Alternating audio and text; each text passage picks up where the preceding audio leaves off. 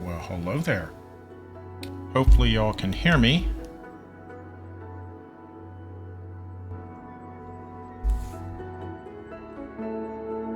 And hopefully y'all can see me.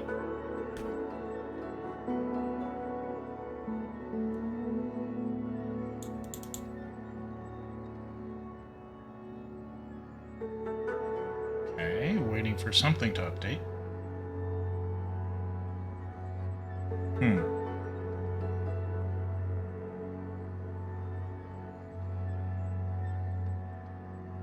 Interesting.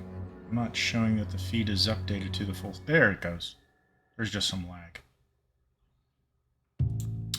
Alright, I hope you guys appreciated this. This is the first time I cleaned the kitchen in a long time, and boy was it dirty. I already started drinking because of it. Good Skyrim mead, no less. Blackbriar. So, today, this is my first cooking stream. Oh, chat. Hang on. There's a window I didn't expect.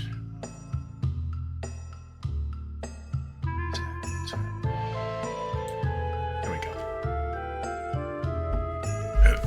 So, we are cooking today from the Skyrim Cookbook. As you can see already, plenty of notes. I've cooked a bunch of stuff out of it. Specifically, I started with the mead, no less, versus the food. And that's the first thing I want to try today, is I want to show you how to start... Thanks for the host, Blue Jays. Appreciate it. I want to start with showing you how to make or start a batch of mead. I also have a batch which is ready to bottle. And in addition, we have some we are already partaking of. So, the recipes in the cookbook are okay. I wouldn't say this is professionally made mead of any type. Hang on, that music sounds a bit loud.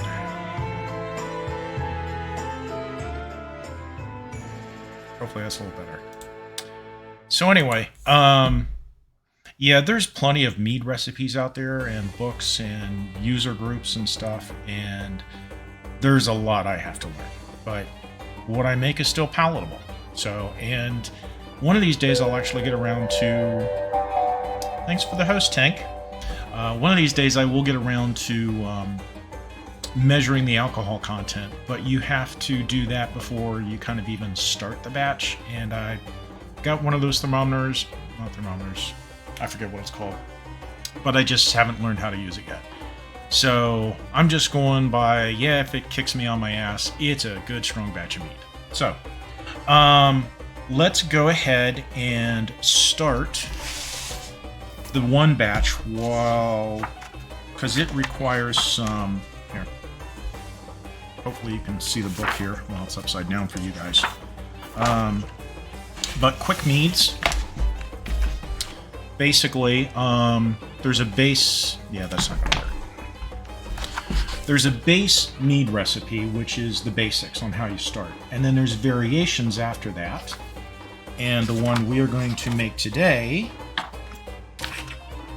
is the juniper berry mead. Calls for juniper berry, yarrow flowers, and I believe hibiscus. Hibiscus flowers, yep. So, to make mead, you need a container to let it ferment in. I started with these 1-gallon jars with one of these bubble, shit, I forget the name. Basically, it allows the air to flow out, but not back in. So, as it's fermenting, you know, the gases from the fermentation will get out. There's water here, and it just bubbles on through, but it doesn't let anything back in. These are okay. They're 1-gallon batches. But if anybody ever remembers, a couple years ago, they came out with automated brewing systems, specifically the Pico systems. And I picked up one of the Pico Cs. Pico Cs use these buggers to ferment in. And I got 3 of these from the Pico system. They're kind of going out of business. So the unit kind of works, but this stuff still works.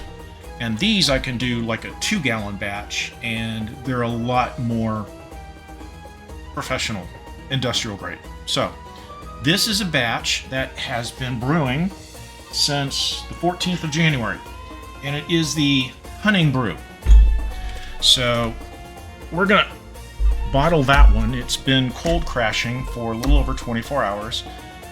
And basically, cold crashing is basically after it's fermented for a period of time, you stick it in the refrigerator to cool it down, which stops the yeast from doing its work.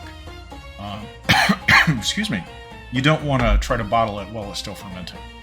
So, again, that's nice and cold.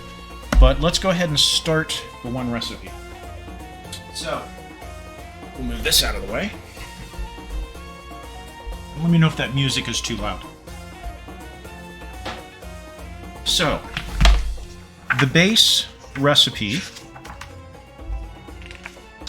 calls for 2 cups of honey, and what I have been using is from Amazon, which is just some basic honey. The type of honey actually adds or takes away from the flavors. So, there's a lot of advice out there on different types of honey to use. These so far have worked for me. We also need 4 to 8 cups of water, and then the ingredients for the actual recipe, and of course a packet of yeast. I tried some Nottingham yeast at first, and it seemed awfully strong, but I was also using probably too much in those 1-gallon jugs. So switching to the 2-gallon containers, I've been using, excuse me, this, too much meat already, this I don't know which camera I'm pointing at, this Red Star champagne yeast, and it seems to do a much better job. And I'm using 1 packet of these in the 2-gallon jugs, versus in the 1-gallon, I tried a half and it did better.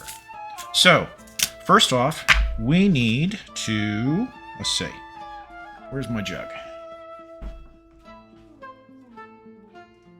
Well, now I set one aside for the new batch. What do I do with it? Right in front of me. Okay. So we have this container here, which is nice and clean, been run through the dishwasher. It's got a nice seal on it. It's got this on the top, which you can also pop open once you're ready to release the gas, and I'll show you that when we do the other one. So to start off with, we need, and I should have read this again, even though I've done this countless times. So we need to boil the water first. So let's get that boiling. We'll get the honey in here, and while we're waiting for the boil and the honey to cool, or the boiling water to cool down in the honey, we'll start decanting the other one. So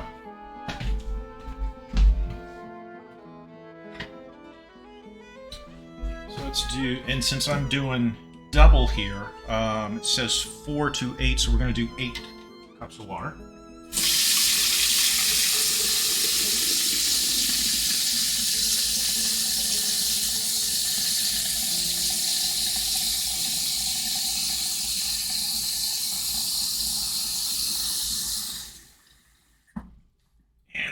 On the stove to start boiling. And believe it or not, I actually set up a stove can. Please pardon the mess. Okay.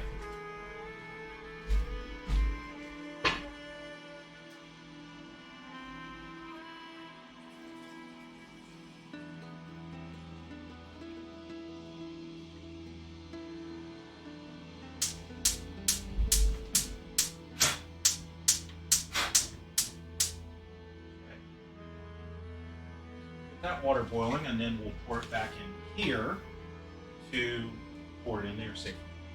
So in the meantime, we need to do 4 cups of honey. And I have yet to find a measuring cup with 4 cups in it. So far I've only been able to do 2.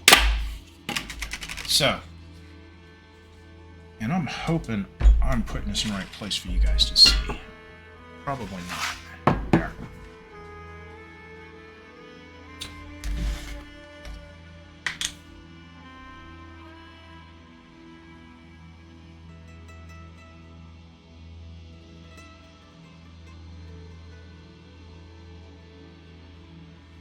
And then also, since honey is so sticky, we can use the hot water to pour it in here to get out the residue from the cup into the container. I need to set up something where I can like rest the cup here, just let it drain. And actually, I think I have the exact thing. So we'll get most of this out. So this is 2.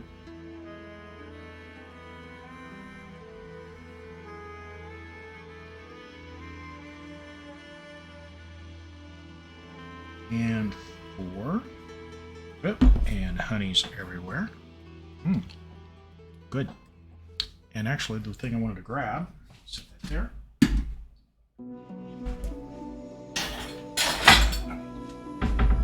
Voila.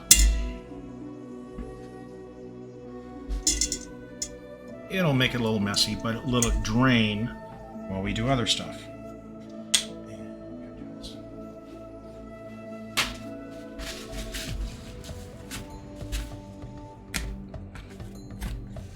By the way, this little thing I created to just pop over the top of this if there was a little bit left to pour it in. And that way it can like sit on something and pour right on in. And I got honey all over it.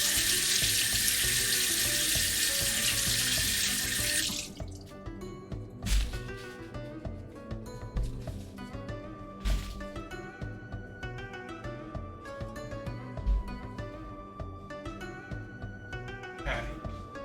So the honey's draining, as you can see. The water is going to start to boil, so now we need to get our other ingredients ready. And this is my pride and joy. This is my mortar and pestle. This is a big one. You can also get them in smaller sizes. For instance,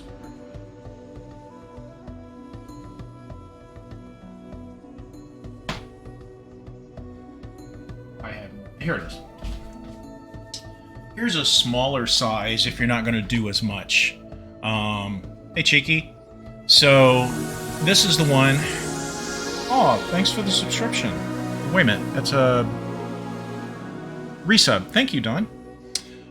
This is a smaller one. I actually bought this one to grind food for Blue because since he had no teeth and the food I had was a little bit too large for him to swallow whole, I was grinding it up in this. But since I was able to get smaller food, this can be used for something else. But I like this one. And this is a nice little piece. So, I think you can see it there. Okay, so the recipe for this mead, which is the juniper berry, calls for 2 tablespoons of crushed juniper berries, 2 teaspoons of dried yarrow, and 2 tablespoons of dried hibiscus. Of course, we're going to double the recipe because that calls for a 1-gallon batch, so we're going to do 2. So let's do the dried stuff first. So 4 tablespoons of yarrow. And this is yarrow flour. You can pick up most of this stuff from Amazon or herb places. This is the hibiscus flowers. And then, of course, juniper berries you can get at almost any grocery store. But I bought a couple large bags because there's so many recipes in this cookbook that call for juniper berries.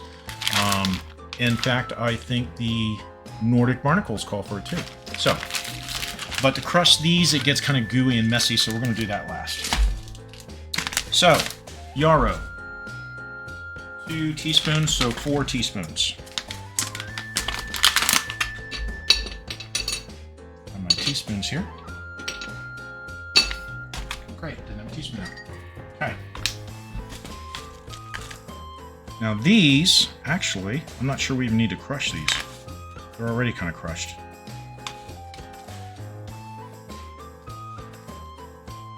So that's 4, so double.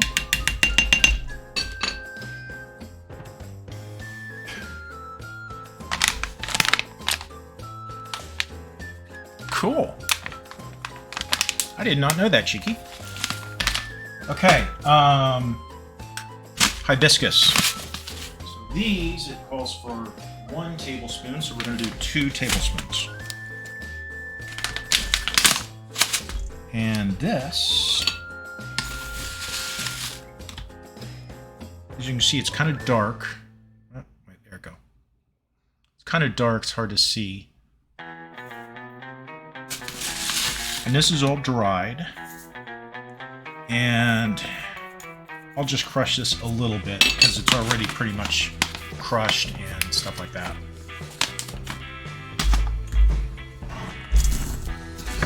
It'll just help bring out the flavor a little bit more.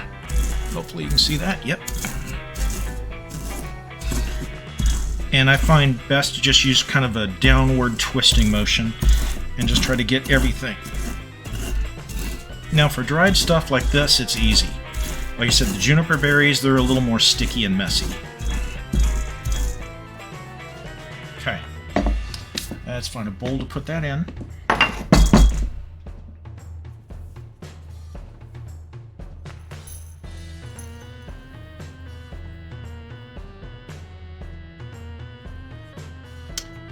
Just set that aside. Oh, there we go. Now the juniper berries. Calls for 2 tablespoons, so we're going to do 4.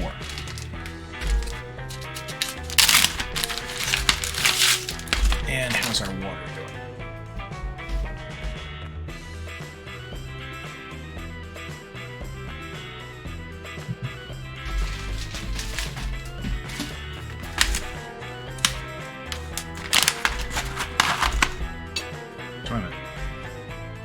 Tablespoons, so we want 4. And these are juniper berries. Just little kind of dried berries, but they're sticky on the inside.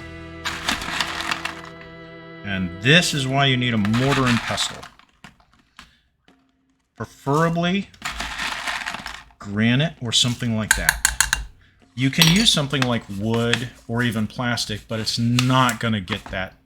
You're not going to get as much grinding power.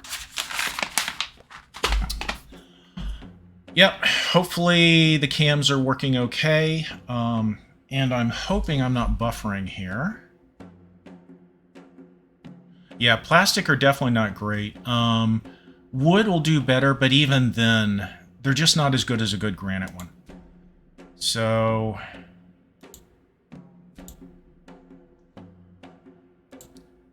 yeah, I'm still showing I'm getting a lot of dropped frames. Like 25-30%. Hopefully this is watchable, guys. Oh, that's good. Oh, that's good. Okay, so maybe I'm just seeing it on my side. I don't mind if I see it, as long as you guys don't see it. So anyway, 4 tablespoons of juniper berries. And like I said, these can get sticky and messy. Because even though they're kind of dried, they're still soft and somewhat juicy. And these take a little more work.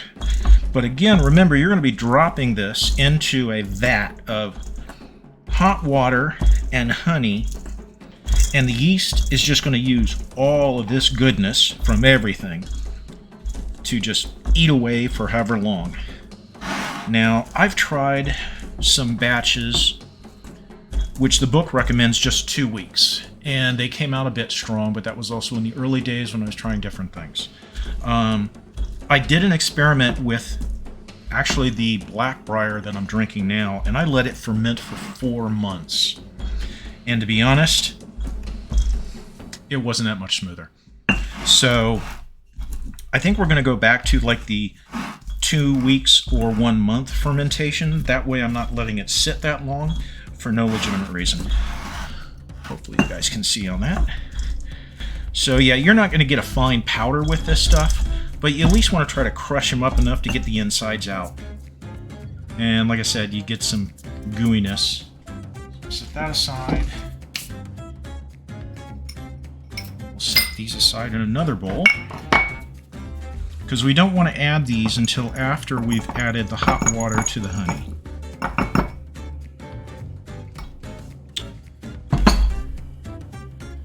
And actually, we're going to need this again later on to do some more juniper berries for the seared barnacles. By the way, I am not a professional chef. I learned by cooking since I was a young kid, and I like stuff burnt. I don't like stuff raw. What I cook, others may not like, but I like it. And it hasn't killed me yet. By the way, if you're going to drink mead, get something good to drink it out of. This is actually acrylic. I'd love to get like one made out of horn or bone, but haven't found one yet. Okay, so we have our ingredients ready. We're just waiting on the hot water, which we will then pour into this puppy on top of the honey. We'll stir it around, try to dissolve all the honey. Then we will pour in the ingredients we just ground. And didn't know why I'd never thought of this before.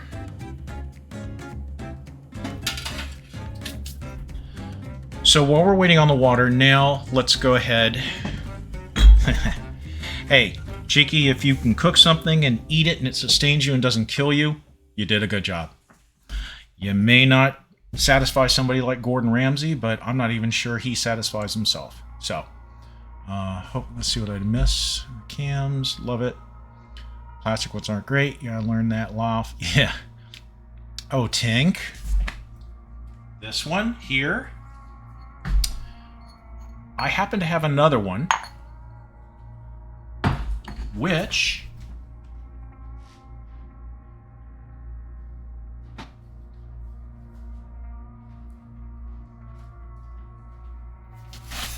is unopened. This is yours. I just need to go ahead and put together that kitchen box I keep talking about and put this in there and get it to Kevin so he can ship it to you.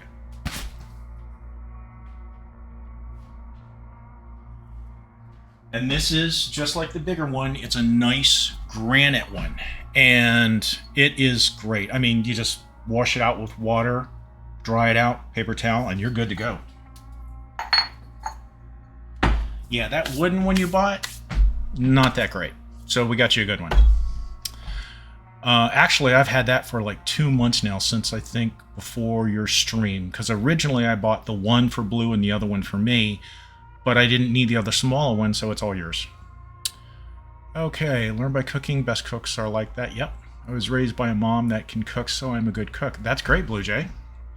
Wait a minute. You used to be a chef. Seriously? That's cool. Like I said in my bio, I'm a wannabe chef. I am nowhere near the standards where they'd let me in a kitchen to serve other people. I'm like doing my own thing and be told what to do. What? You shouldn't? Yeah. Tink, you deserve it. Yeah, hooking up to Tinkster.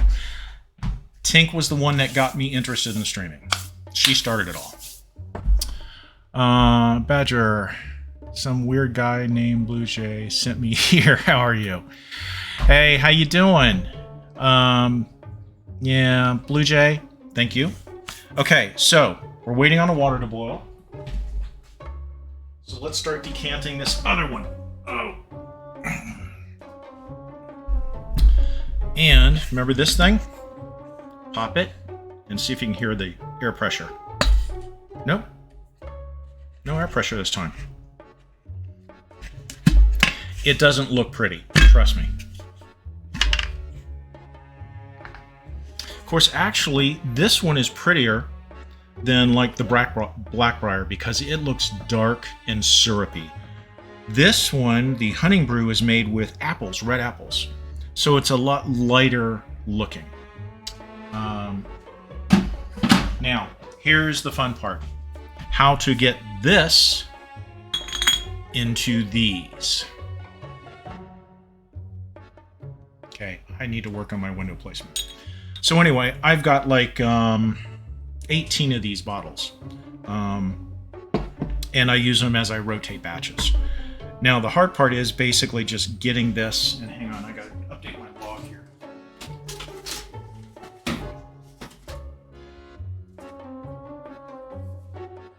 I keep a log of everything I brew, times, recipe, stuff like this. So this one was the one started on 114, Red Star yeast, double recipe.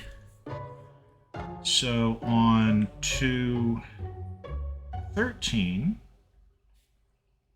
cold crashed it. 1004. And now we're going to bottle it at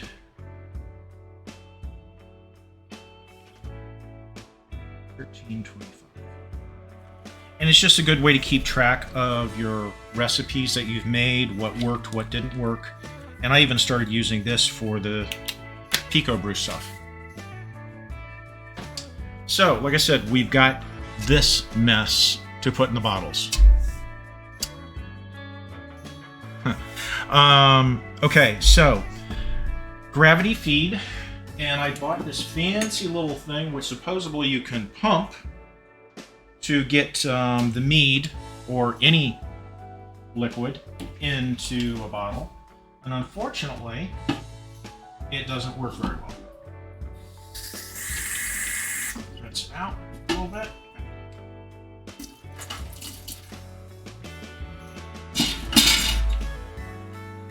This thing has a little filter at the bottom here. So basically the particles, most of the yeast particles and stuff cannot get up into the brew, but some get through. Now actually these things with the lids, they come with something which actually sticks all the way down to the bottom with a filter on the bottom, but it uses the Pico C brewing unit to suction the stuff out. And I don't know if I can do it with this stuff or not, specifically because, again, the company kind of went into bankruptcy, and sometimes you need to get onto their servers to have the unit do stuff. Some things. But I'm going to try that. So anyway, go ahead and stick that in there. Usually I try to prop it up. Ooh, our boiling water. Hang on. Let's put a hiatus on this. Go back to this. And hopefully I'm staying in the camera here. Sorry if I'm not. Okay. Let me get the hot water. Basically, it just needs to be boiling, which this was. And I'm going to pour it into here so that we can easily pour it into the unit, because a pot doesn't work.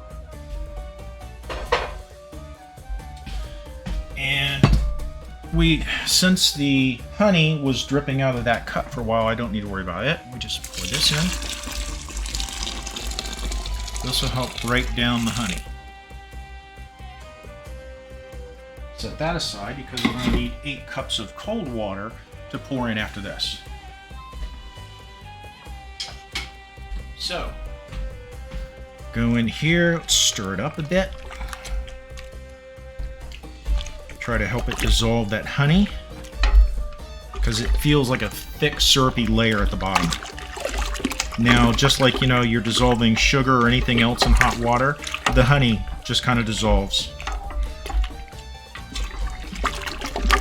And that is good. That feels good. You can feel once it's all broken up. Okay, now, just to make sure, don't forget anything. So now we're going to add in our ingredients. Yes, he was, Blue Jay. Yes, he was. Yeah, that's Blue. He passed away about 2 weeks ago. So he's still remembered by a lot of people. He was on the stream since pretty much day one. So I miss him. Okay, so we've got the yarrow and the hibiscus. We'll go ahead and toss that in first. Oops. We have the juniper berries. And if you have access to the cookbook, you can check some of the recipes. Usually each mead recipe calls for the base, the honey, the water, the yeast. But the individual ones call for different ingredients. Like this one has these 3. The blackberry uses like crushed blackberries. The honey brew, which we're going to take care of here shortly, that was with red apples and a few other ingredients. Most of them are fairly easy to find. but some you may have to order from one of those third-party people on like Amazon or something like that, or if you have a local shop that does herbs and spices and stuff, that's a good place to find most of this stuff. I was able to find like burdock root and dried dandelion and all kinds of stuff. Okay, there's that. Put in 8 cups of cold water.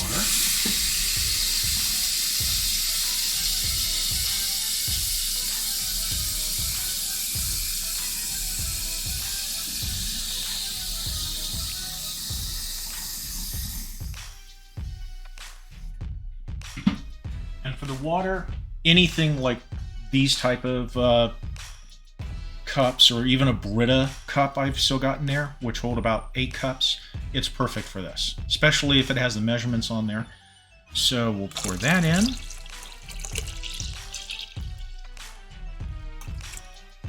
And see, there's still plenty of room in there, but we don't want it more than double it. And we'll stir it again. And at this point, it's very hot. You can feel it through the container. The temperature gauge on the edge, that was more for the Pico systems and monitoring temperatures. I haven't really done much with these things because all you're really supposed to do is let this cool down to room temperature. And I keep moving off so my face is hidden.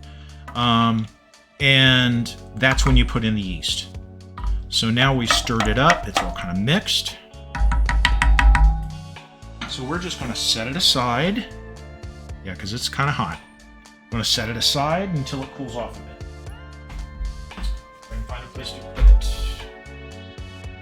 I need more counter space. Hang on.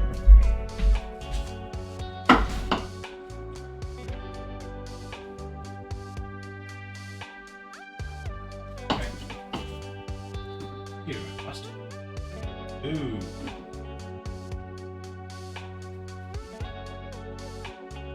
Busted my paper towel holder. Had this thing for like 30 years. JCPenney special. Okay, so we'll just set this over here, out of the way. Let it cool off. And this is the lid for it. Okay, now we're back to decanting this. And this is the trick I use, which, again, it's not professional. But basically, the dishwasher is right underneath here. So all I do is I put the bottles down on the lid of the dishwasher, start a little suction, and fill up the bottles. So, usually a batch like this can fill between 7 and 9 bottles, depending upon what kind of debris is in there. Something like what we just started. Bowser? Oh, jeez. Hang on.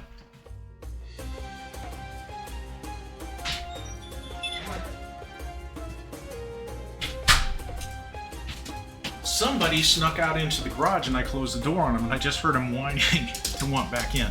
Poor little guy, I didn't know he was out there. Okay, so I know it's kind of hard to see down there, but basically I got 9 bottles lined up. Oh, by the way, these bottles come with a nice little hinge and a secure top, and if I do it right, like that, and it's nice and secure, can hold a carbonated beverage. Yeah, he knows he's not supposed to go in the garage, but he did anyway. So, let's say Tink needs like 20 cameras in her kitchen. No, actually, I think she had her set up really nice. Mine, yeah, I've got too many, I think, windows covering me up, but you're not here to see me. Just needs her whole house wired for 24-hour day streaming. You only have 2 cameras, right? Tink's house could become the new Big Brother. Oh, God help us. And yes, the apple mead hunting brew is nice and tart. It calls for a red apple, I suppose we could use a different type, like, you know, Granny Smith or something, but I haven't experimented with that. Yep, poor little Bowser, but he goes out in the garage where he knows he's not supposed to, right, shithead?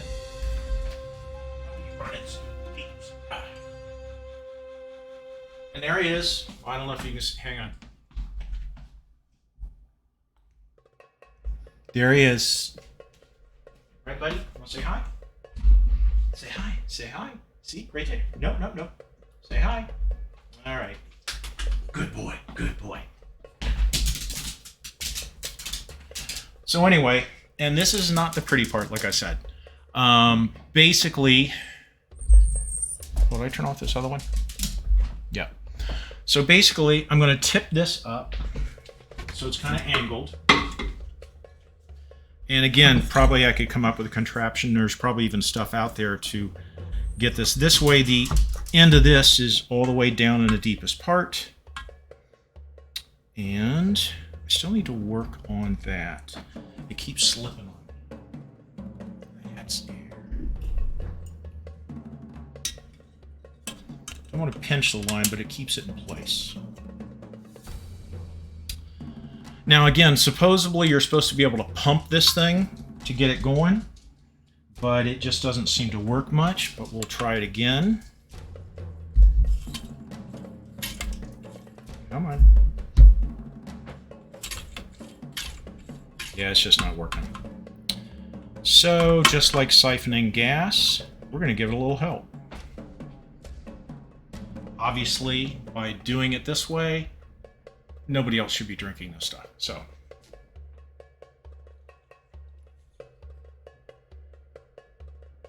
and we have a nice steady flow. As you can see, it's a little, well, hopefully you can see it, it's a little cloudy, but that's to be expected. It's not that clear because there's still particulates from the yeast and stuff suspended in the solution. But anyway, this should only take a couple of minutes. I need to watch so the bottles don't overflow. When it gets up to just below the neck, I usually just pinch the line and transfer it over to another bottle. And again, one of these batches gets maybe 7 to 9 bottles. So, it's doing that.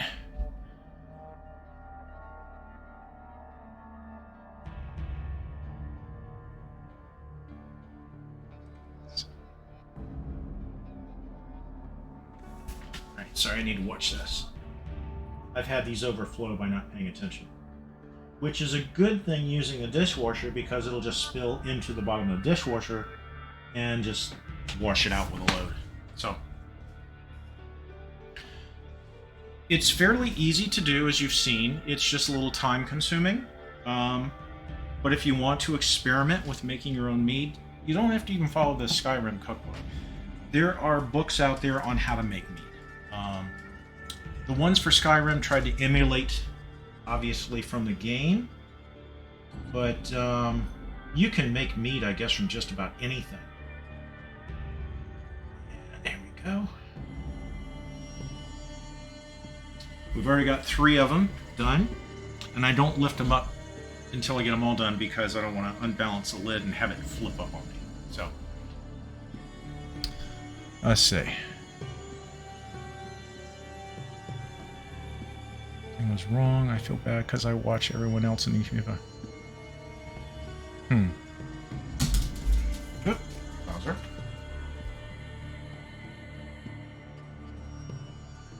So far, I've kind of showed you how to start a batch. All we're waiting now is for it to cool down, and we'll put the yeast in it and then put the lid on it. I usually put a post-it note on it with the date and type. That way I can keep track. What are you doing? Sorry, Bowser's a little anxious from his little adventure. So anybody have any questions so far? I mean, again, I'm not a professional. I'm just following the cookbook.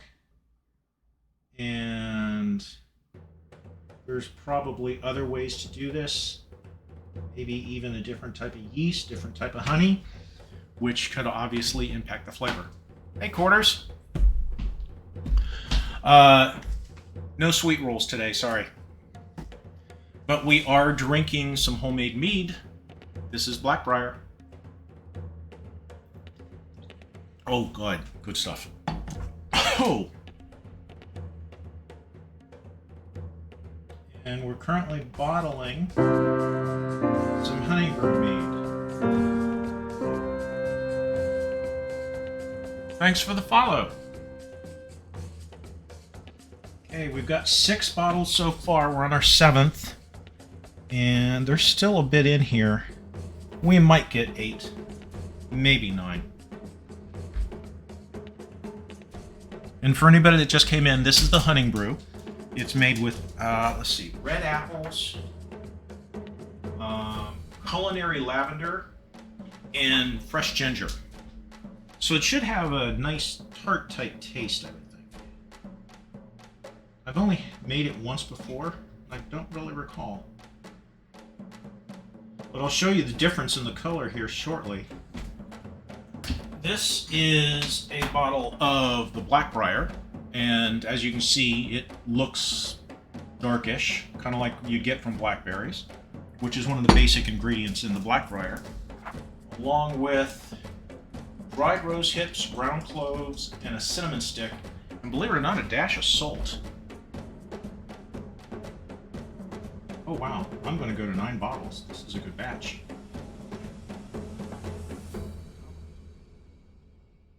Almost done. I think we're going to get 8 bottles and change out of this one. And this batch, still warm. It's cooling down.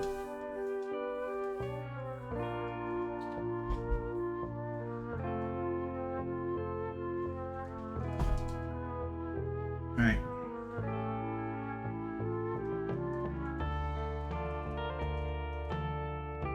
So these bottles fill up fairly fast when you get a good suction going on the hose. Remember with the Blackbriar it wasn't, but with this one, there's been no air bubbles or anything causing problems. So I'm just trying to top off the bottles with what little is left. So I get 9 bottles out of this, 9 full bottles.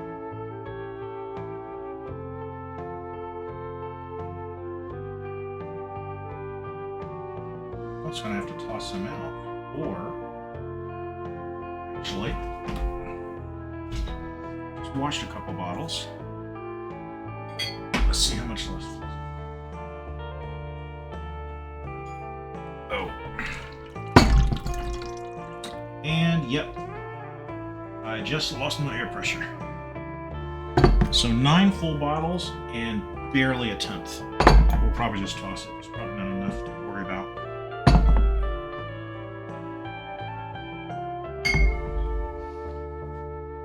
Yeah, that's not even much to worry about. We'll toss that because there's a lot of sediment in that. And I will clean this later after stream. Set it here for now.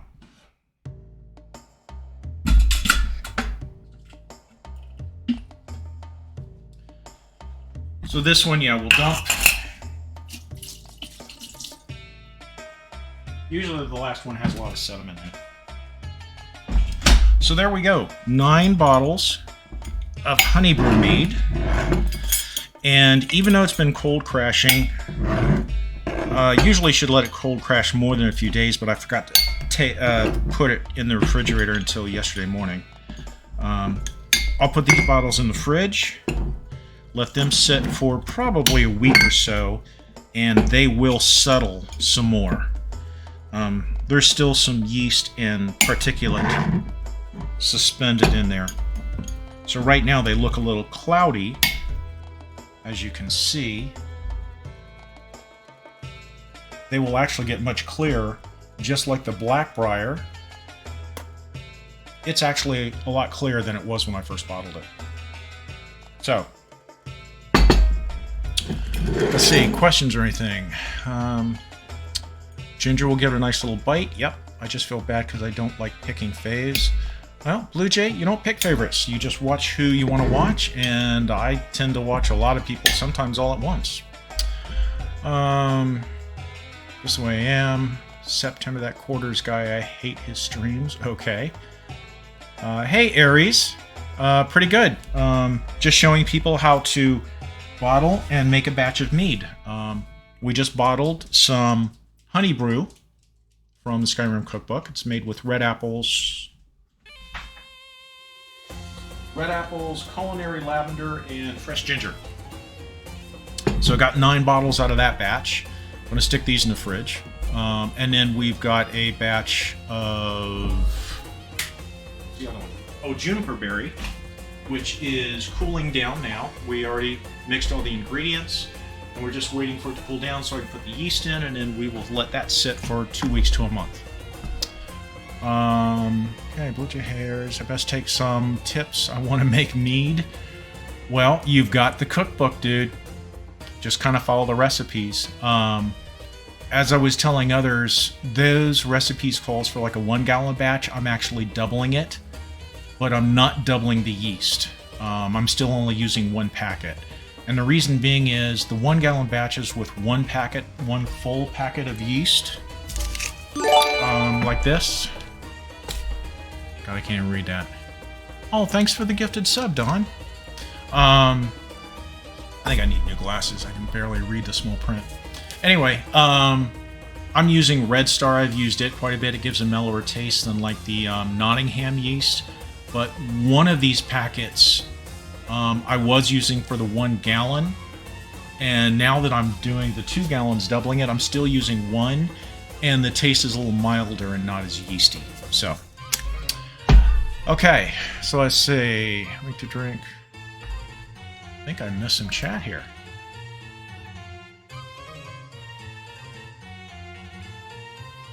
Hopefully the sound and the music is still working for you guys. Okay, take tips. Well, like I said, read the cookbook and then experiment. Oh yeah, the mead. And again, 1 bottle. The early batches used to knock me on my ass. Now I don't drink more than 1 at a time, or if I do drink more than 1, I pace it out over an entire day. Again, I've never measured the alcohol content. I need to. There are things to do that.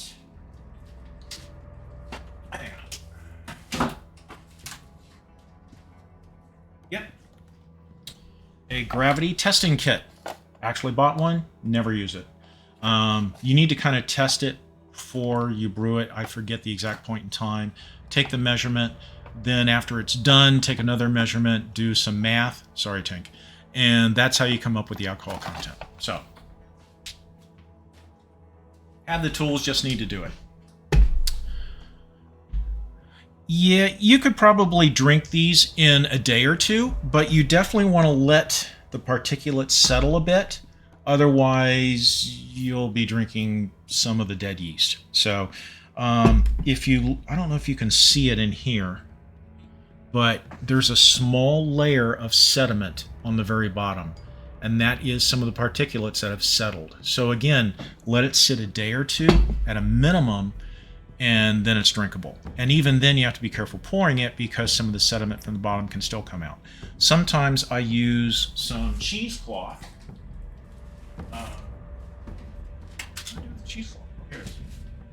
Just cheesecloth, cut a little square, put it on the top of the bottle, and then pour it out that way. And that way you can catch some of the sediment from going into your glass and drinking it. Okay. See if I can catch up on chat here. Yeah, way to rink. Max. Oh, wow, that's a lot of drink. Yeah, it'll last me a little while if I don't get stupid. Like Friday night. No comment. So, hype, hey, it's almost like brewing... Wait a minute. Kilju? What is... Am I pronouncing that right? What's Kilju, cheeky? Wait a minute. In my summer car? I'm not sure I want to know what that is. Okay. Sound of music is good. Good to hear. Yes. And yes, you can strain it with a cheesecloth. when bottling it, it would be harder to do because you're already using something which has a strainer on it. So this way you can get most of the ingredients out in the initial pour, and then the cheesecloth maybe when you pour out of the bottles. You could probably do a one pour into maybe the 1 gallon or 2 gallon container, and then do another pour with cheesecloth after the fact. That might work too. Haven't tried that. I usually just go from the fermentation cold crash directly to the bottles, and then just let them sit for a while. Okay. Oh, Summer Car's a game. Okay. Sugar wine.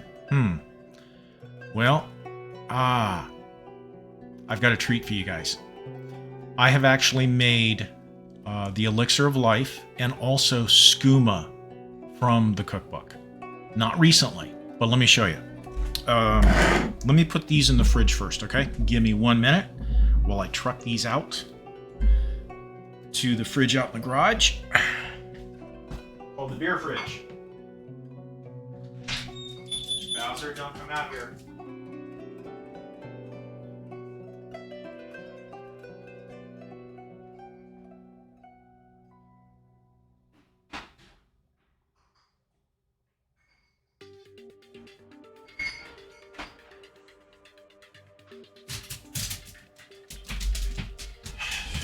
Damn dog got into the trash out in the garage.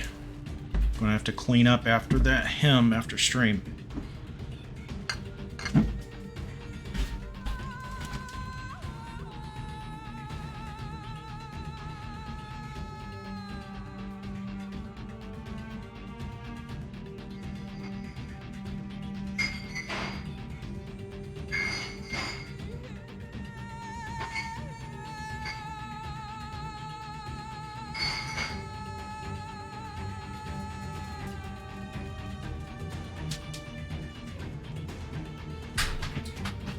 Okay. We're still waiting for this to cool down. And this cooling down to room temperature can take an hour or more. So be patient. If you pour the yeast in too soon, it will potentially kill the yeast if it's too hot. And more black briar.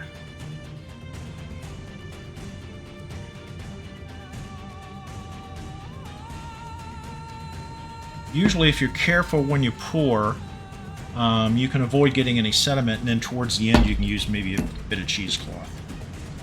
And I tend to leave these out and let them warm up. They're good cold, but they're actually, I think, a little bit better once they're warmed up a bit.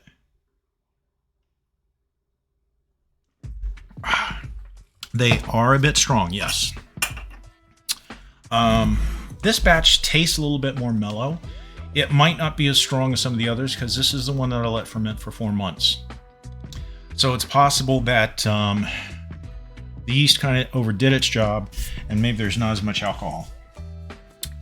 Okay. Oh, the mug? I think it got off of Amazon. It's called Alehorn. Alehorn.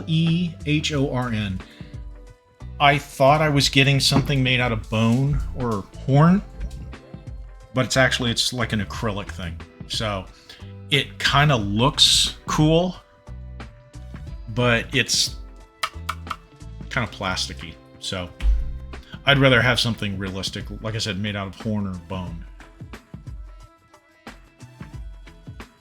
Okay, so that's the mead. Any questions? Any more questions, I should say.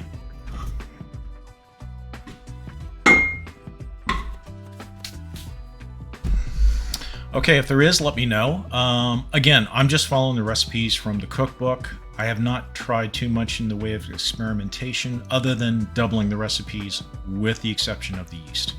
I still only use 1 packet even though everything else is doubled. Again, it's drinkable, it's fun to make, and it's kind of cool to say, hey, I'm drinking something that I made myself versus, ordered from a store. Not to mention the fact that it's a Skyrim theme is fun. Okay, so that's the mead portion.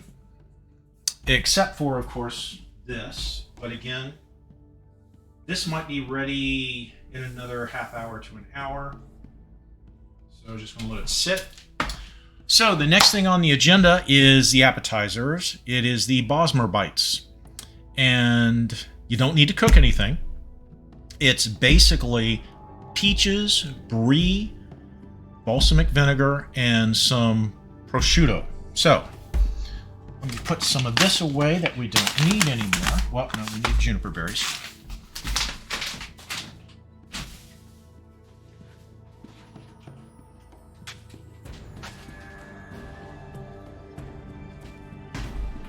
And we don't need the honey anymore, so we'll get some space here.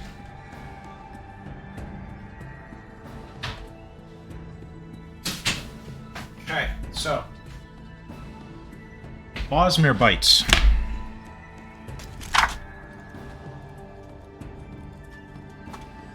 And yep, there they are. So these are the Bosmer bites. Bring to the camera right. And basically they're fairly simple to make. The hardest part I've found, because I've tried them once before, is they get messy if the brie is not sticky enough or too cold. And of course the prosciutto was tearing, so it looked nothing like the picture. It looked like basically somebody butchered them. So I don't have any husks or anything to place them on. But what we do have, and I'm going to cheat a little bit, I'm going to use some sliced peaches versus taking a peach and cutting it up. I don't have any wood. I didn't go out and whittle any sticks, but I have these little metal skewers from, I think it's my air fryer, and we'll just do some of those. The brie,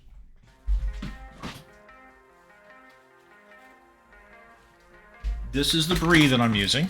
I've already taken some out, and I've let it come to room temperature. So it should be nice and soft and spreadable. Obviously, you don't want to spread the crust. I still got a little bit on there, but we can get that off. So anyway. And then, of course, it calls for some balsamic vinegar and salt. We have the prosciutto.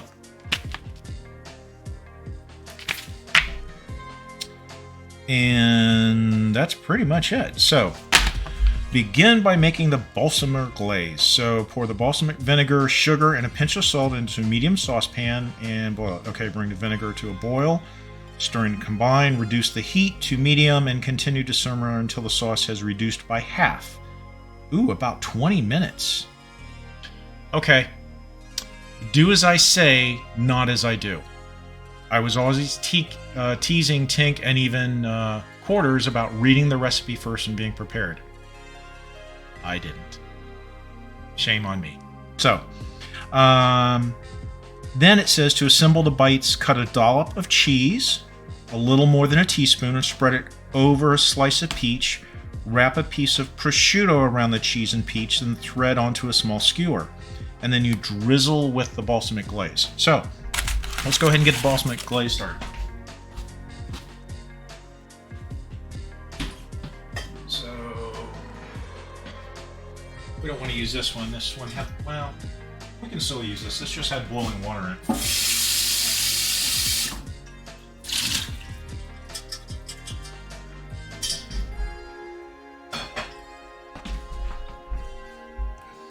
Okay, now this calls for 2 cups of balsamic vinegar, along with half a cup of sugar and the other ingredients. That's to make, what, 2 peaches, 8 slices total. I'm probably going to do half that. So, let's get the glaze started first since it has to boil. So let's do a cup of, where'd I put it? Balsamic vinegar. And I've got several balsamic vinegars just sitting here. This is the one that's open, so I'm going to use this. Take out the scallops. Thank you, computer. Stop.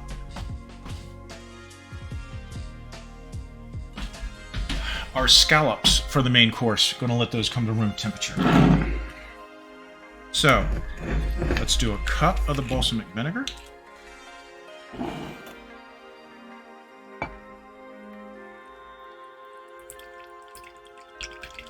Okay, this could take a minute.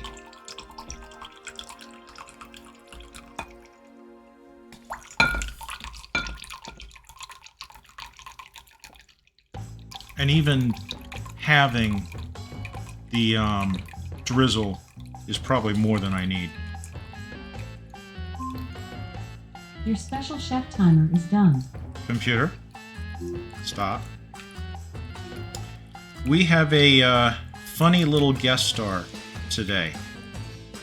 He's a well-known international chef. He's been around for decades, and a lot of people know him. So, I will introduce him here shortly, once I get this started. Okay, so, cup of balsamic glaze, balsamic vinegar.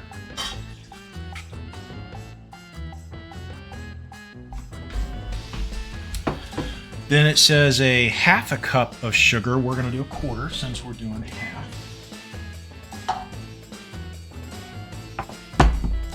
And it calls for just normal granulated sugar.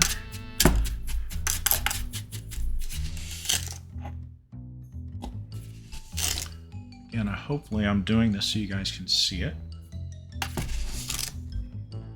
Sorry if I'm not reading chat right now. I'll catch up here in a minute.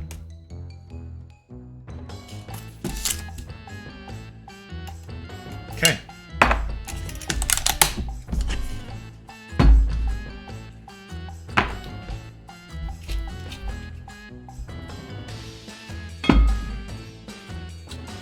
And let's see, a pinch of salt. So pour the balsamic vinegar, sugar, and a pinch of salt in medium saucepan over medium-high. Bring to a boil.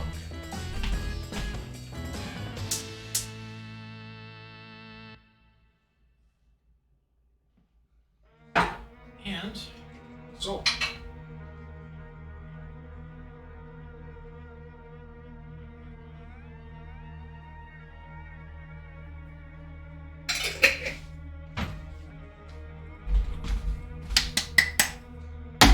Okay, and we need to stir that a little bit. I got the camera set up right. Yep, so you can see it.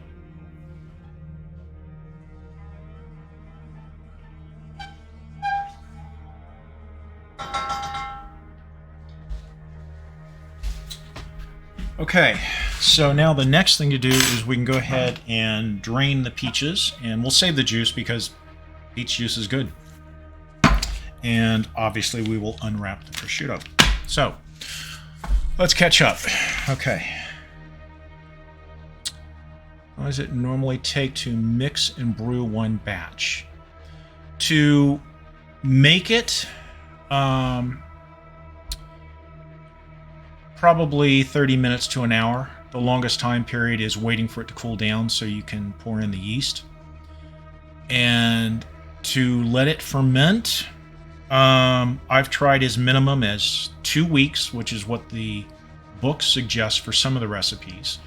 I've also tried as long as 4 months. The 4 months was probably overkill. It was a little bit milder and maybe not as much kick, but probably just as good as the 2 week to a month old. So I think I'm going to go back to a month of fermentation. So this batch we just started, again, it took maybe half an hour to get it all together because you got to boil water and do other things. Grind the ingredients, get them in there. Now it's cooling down. Once I put the yeast on, I'll pop on the lid and I'll let it sit for about a month. And the this thing on the top, these two little things, they let the fermentation gas out without letting air in. So again, it's a good fermentation container. And then a month from now, I will go ahead and cold crash it, stick it in the fridge for probably minimum 1 day, if not 2 or 3. Then I'll bottle it like I just did the other batch, let it sit for a couple days, let the sediment settle, and then partake.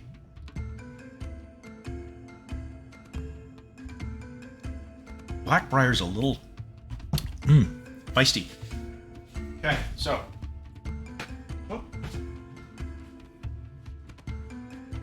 all right, we have a celebrity on hand. And, well, actually, let me finish reading here. Okay. So let's see. Aries, you asked about how long. Where'd that go? Okay.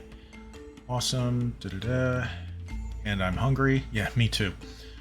Yum. That actually sounds good. I have chicken wings in the oven, but oh god, chicken wings sounds great. Especially with a good rub on it or sauce. Okay. Hope Tink does. You should do another Skyrim. Yes, Tink, you should. Pick a couple more recipes. There's plenty of them in there. Maybe even try your hand at one of the alcohols. Oh, that's right. I was going to show you those alcohols. 1 second.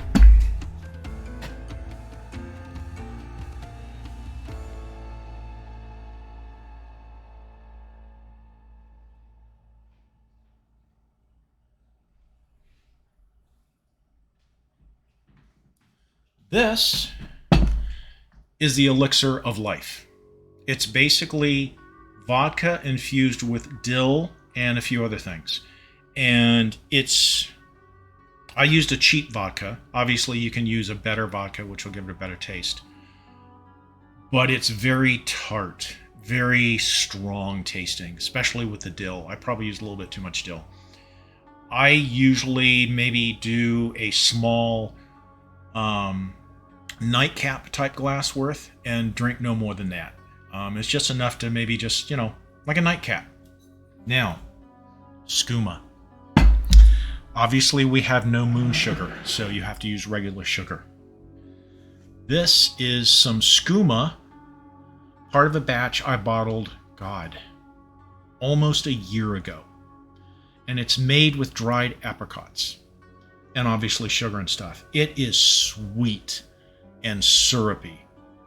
Almost like a liqueur. And obviously I haven't touched it in a while because it is so sweet. Just looking at it, let alone smelling it, drives my blood sugar up. Drinking a glass, and probably no more than a small glass, oh yeah, you're going to be hopping around. So, there's different recipes you can try. Again, they're all from the Skyrim Cookbook. So let's catch up again. So, Tink, wings, another Skyrim.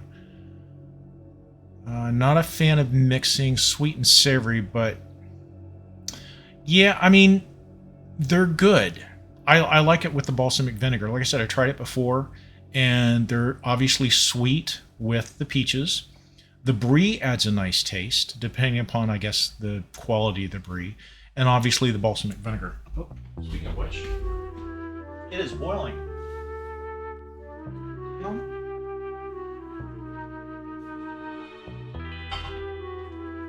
Let's see, just to make sure. Okay, high heat, bring to vinegar, stir and combine, reduce the heat to medium, and continue to simmer until it's reduced by half, about 20 minutes. Computer, set sauce timer for 20 minutes. Sauce timer, 20 minutes, starting now. Okay. Computer, set timer for 10 minutes. Second timer, 10 minutes. So we'll check that sauce in about 10 minutes, and maybe it'll be done in about 20. So,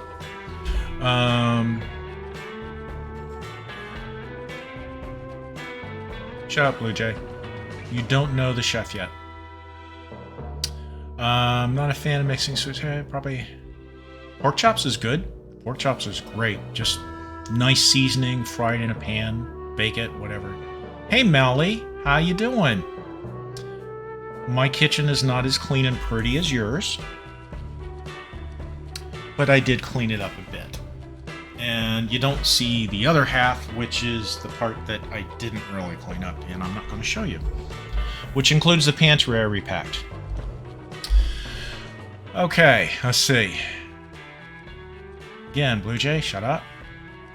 Plan 2, Mally, Aries. Okay, Blue Jay, you're talking too much. Okay, alright, friends, it was very nice to meet you all. Hey, Badger. Nice for you to stop by. I appreciate it. Whoop. Hit the wrong button. Sorry. Okay. Let's see. Hey, Maddie. How you doing? Let's see.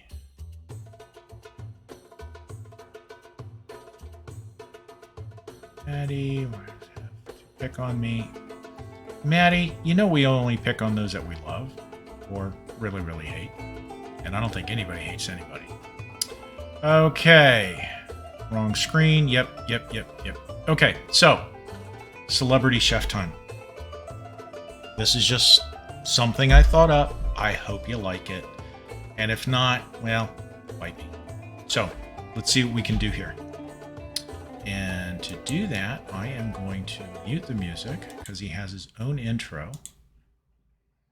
And let's see if I can do this properly. So, 1 minute while I go get him.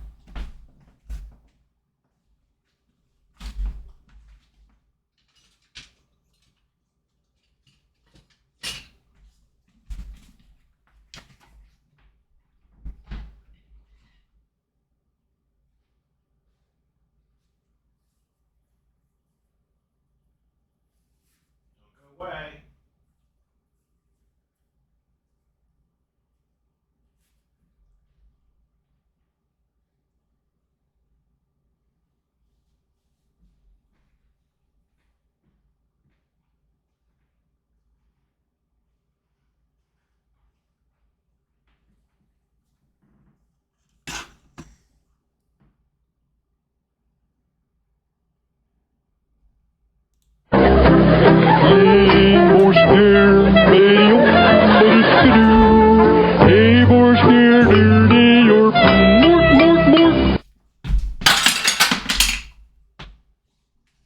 Hello, I'm the Swedish chef.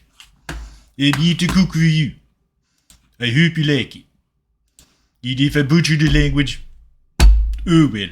So, hey, today we're cooking the Bussumer bites. We got them the peaches, we got them the prosciutto, we got them the stuff, and the brie, brie. Yes, brie, yes. So, to make the Bussumer bites, we're gonna have to drain the peaches because again, canned peaches, no fresh. So sorry.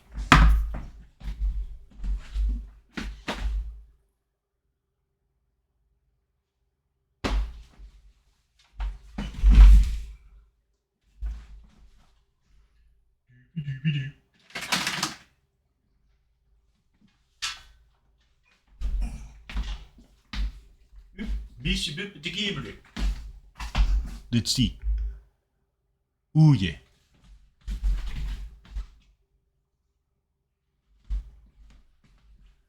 Nope.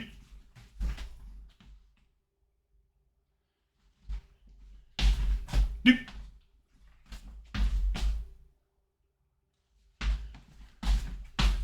Nope.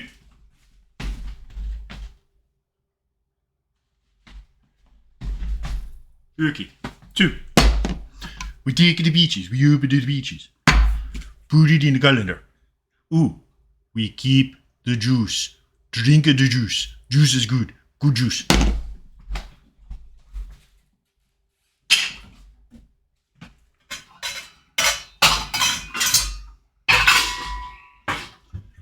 So we take the pot, we turn it off. Yeah. We take the pot, coriander, peaches, finger, open, pull, pour. Ooh, it's good peaches, good peaches. Yes. Can, tres.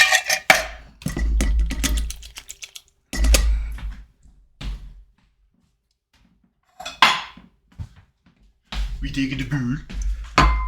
You put the peaches in the bowl. Voila, I'm a chef. Ooh, peaches.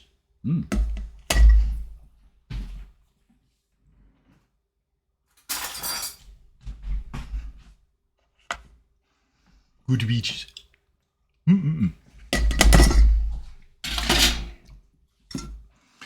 We save the juice. Put it in the jar, drink it, easy good stuff. peaches.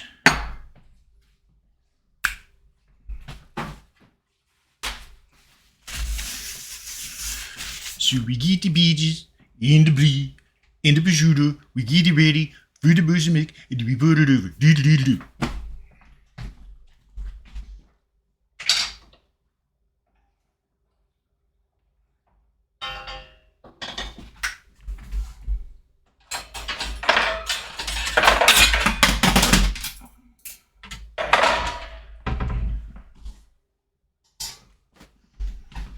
BDB, net Swedish. Do not have long keep this up. I'm butchering all kinds of languages. Baby. So, book. I did not prepare this. What do we do? Okay.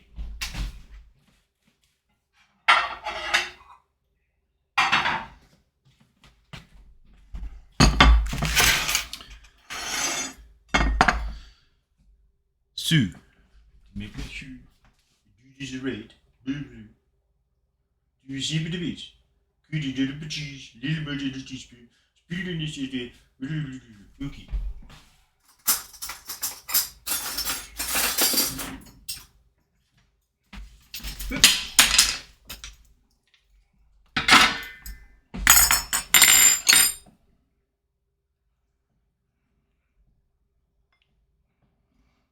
We take the beaches. We get them ready for the breed. Ooh. Music. We forgot the music. Boo.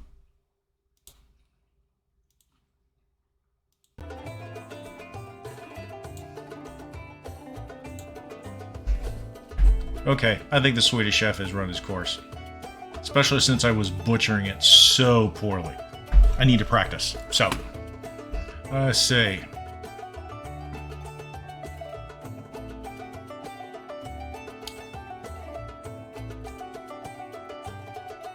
Yeah, Blue Jay, you called it. Yes, you did. Oh, you're at your parents' Melly. Hope you're having a good time.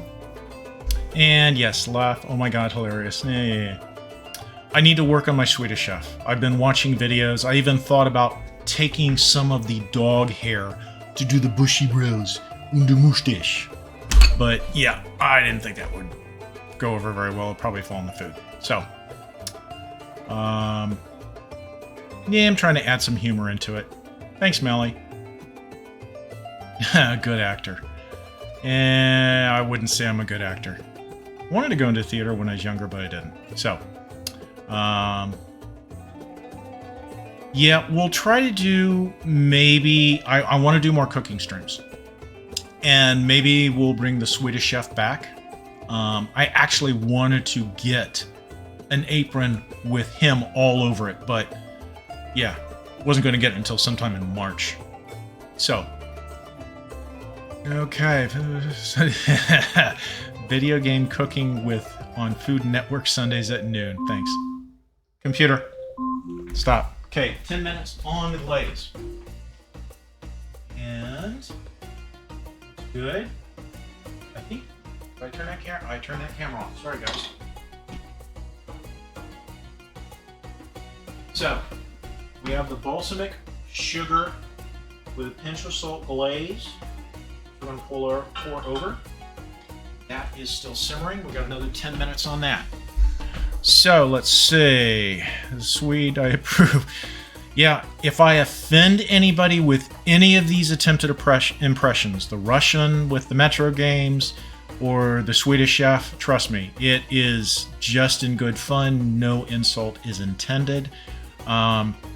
You are more than welcome to impersonate a U.S. citizen. Basically, a dumbass redneck that votes for Trump. Bada boom. Okay, so, it was great, man. Okay, yada yada. That was darn great. I need to practice more. I actually practice on the Russian accent more than this. But I watched the Muppets when I was growing up, and I love the Muppet Show. Loved the Swedish Chef. You know, was it the scientist guy with Beaker and all that? It was great stuff. So, I think we guessed. Yeah, you guessed, Blue Jay. Some cooking. Hey, do some cooking streams. It can be anything. Something simple, something extravagant, something nobody else has tried, whatever. You know, try it. It doesn't hurt. All right, see you, Mally. Yeah, Trump got acquitted. Yeah, I know. I'm glad you weren't offended, Don, because, again, no offense was intended. Just a parody of a well-loved character. And, oh, wow. Thank you for the gift subs, Far. Wow, thank you very much. Thank you, thank you, thank you. Let's see. Heard you were on. I think your stream was... Nope. On Sundays, I usually do a gaming stream, Far. But we did a challenge for a cooking stream. And to be honest, both Tink and Quarters did great Skyrim streams. And I've been cooking with the Skyrim Cookbook for over a year now. Along with another one. The Fallout Cookbook. Not as good as Skyrim. Who wants to eat roasted bloatfly? Ugh. But anyway, it's got some good stuff in it too. I did try the Nuka-Cola recipe, and oh my god, there was so much sugar in that, my teeth hurt. And I just could not drink it. It was, nasty. Nasty stuff. But I even have all the ingredients for like all the different varieties. I may tone down the sugar content and try some more. But they've got some other recipes, but... Yeah, check through the Fallout Cookbook, and it's got great recipes. I tried the meatless meatloaf, and yeah, it fell apart. So, I haven't really done much out of it, but it's fun. So let's see, long time no see. Okay, guide you got the Fallout, very cool. Thanks for the gift subs, Far. That was great. Oh, Zalus. Oh, wait a minute. Oh, Doomhouse got one. That's great. Nikki Darling, Cheeky, Batman, and Zalus. Oh, all great people. I know at least 4 of them stream. I'm not sure about Batman, but the others, check them out. If you want a good Skyrim stream, Doomhouse streams Monday through Thursday. He does a Skyrim stream. No hints. First kind of playthrough. And he's hilarious. Cheeky, he does a lot of, I think, truck sims and other games. Nikki, I haven't watched too much, but she does a whole bunch of different games. And of course, Zalus, the WoW Queen, along with a few other things. She's great to watch too. Highly recommended all of them. Again, Batman, I don't know if he streams or not. I'll have to check him out. Okay, so I think we are caught up. So, let's go ahead. We've got about 5 minutes left on the glaze. These peach, yeah, I probably would have been better off doing real peaches versus this canned stuff. These look kind of weak, but we'll try at least 2 skewers worth. And nice big juicy pieces here. Maybe do 5 on a skewer. And of course, whatever's left, both the juice and the peaches, well, nice little snack. Peaches are good for you. This is the messy part now. The brie, putting it on there, and then wrapping it in the prosciutto. I love these things which give you an option to unseal and seal, and it's hard to get them open. There we go. That's our peach juice.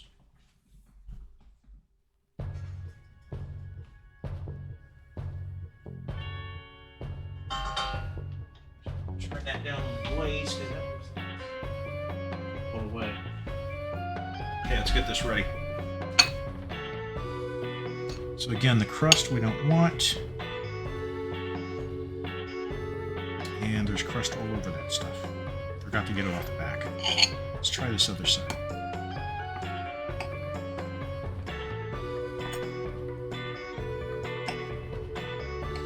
I'm not a big brie person. I've had it a few times, but it is good. Kind of gooey. See, the peaches... I wonder if I made a mistake of not, like, drying those. Let's try that. I don't want to lose too much of the juice, but enough to maybe make the brie stick.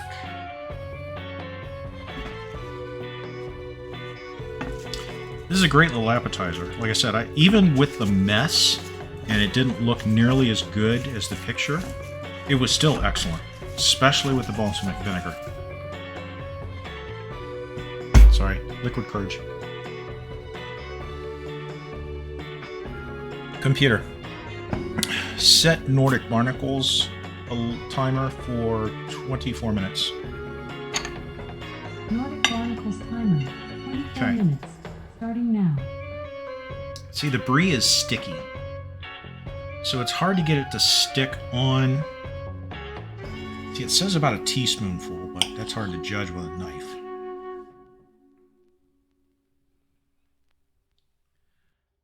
Hopefully, we can get enough brie on these things, wrap them in the prosciutto, and then skewer the little buggers.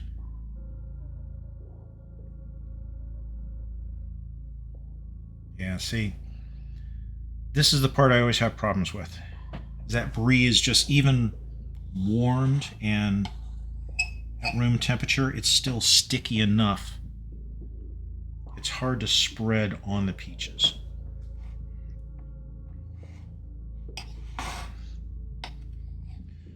But again, if you're not worried about the presentation, but more the results, I think you will be satisfied. Again, might be better off with a real peach cut up. It probably is a lot firmer, and you might have better luck with the brie. I will have to try that with a real peach next time versus canned peaches. Yeah, see, it's just sticky. Won't even come off my fingers very well.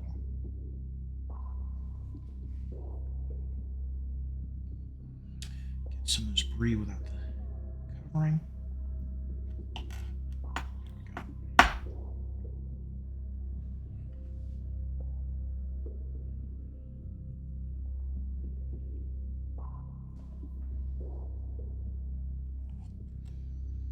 Hopefully nobody has a brie phobia.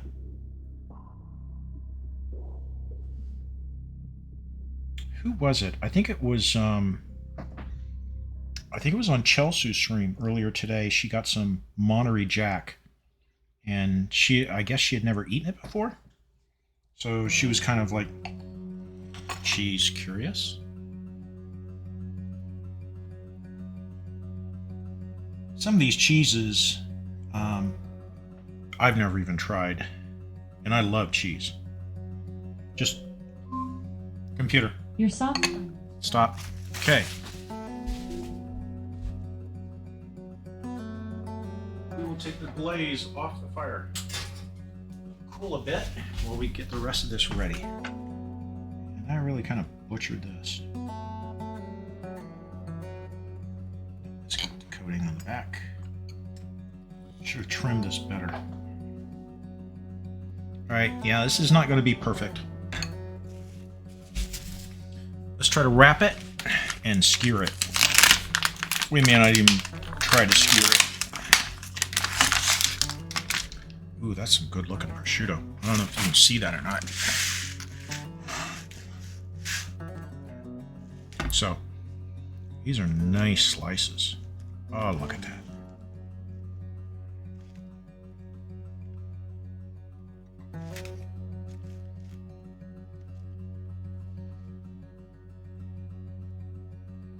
I wonder if I should cut this up versus use one per peach slice.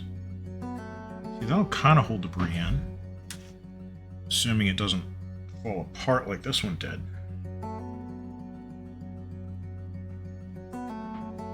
Yeah, we may forget the skewers and just eat it with a fork. I think it'll just get too messy.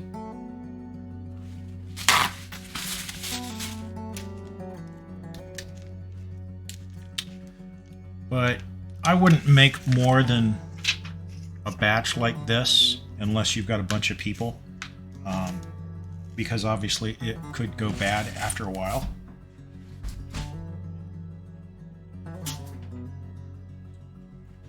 Let's see if we can slice it in half.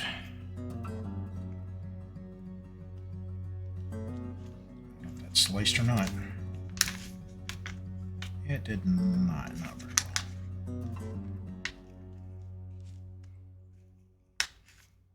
Ah, it did. Okay.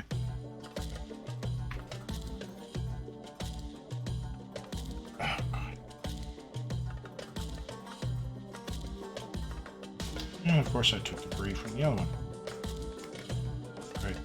Alright, fine. This will be a double. Just not getting this right. Obviously, this one needs work.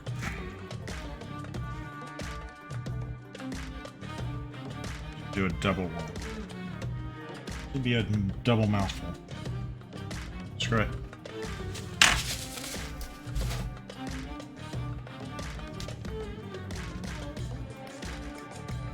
How many slices I got left? Okay. I think I need to keep cutting in half.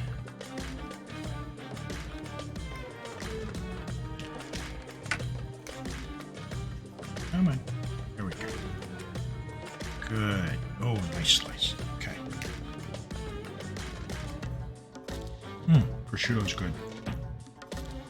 Slice the good looking ones.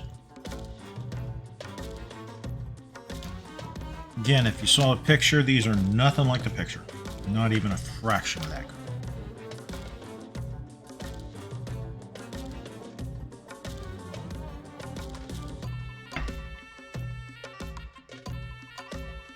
Definitely the brie will help, or not the brie. Prosciutto will help hold it together. Kinda, sorta.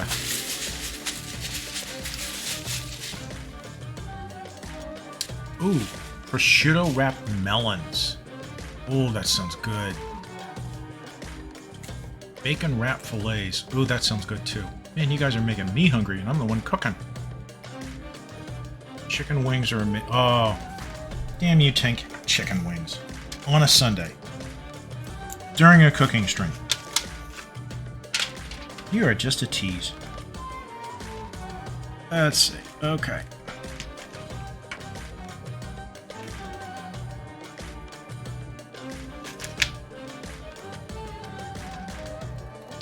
Well, starting to get the hang of this, but still. Yeah, I think it could be the canned peaches are just making things too slippery. Maybe a normal peach might be a little bit drier, and obviously I think the slices would probably be thicker. So it'll probably work out better. So maybe I will try this again, but with just slicing up a real peach. Yeah, see, that's falling apart.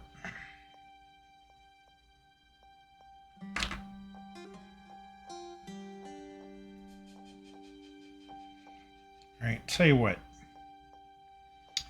I think I got enough for one more. 2 slices left. Come on, come on.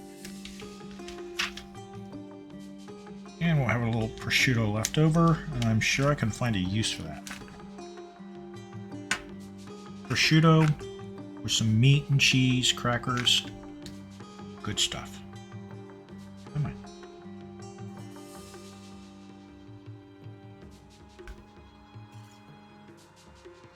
Yeah, we are definitely not going to try the skewers, because I think I'll just have a... They'll all fall apart if I try to put them on a skewer. So just pretend they're on a skewer as I sample a couple of them. Okay.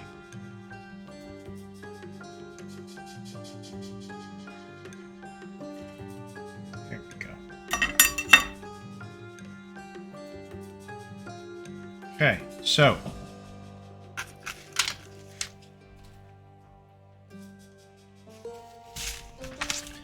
we'll go ahead and put this prosciutto back in the fridge. We'll take our balsamic vinegar. Ooh, Okay. Oh, that's potent.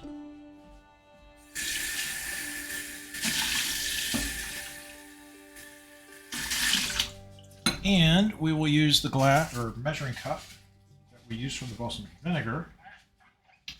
And we will pour it from the pot into it so we can pour it easier on this stuff.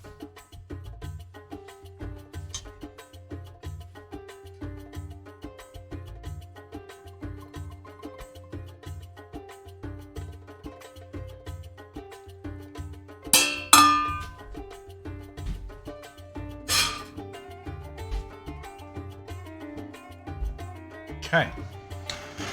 So, Balsamere bites, again, they look kind of pathetic compared to the picture, but presentation isn't everything.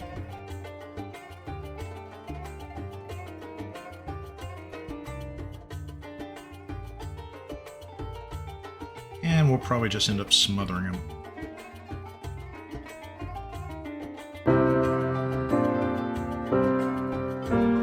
Hey, thanks for the follow. Okay, so fork we use for the peaches, and let's try one and see how they taste.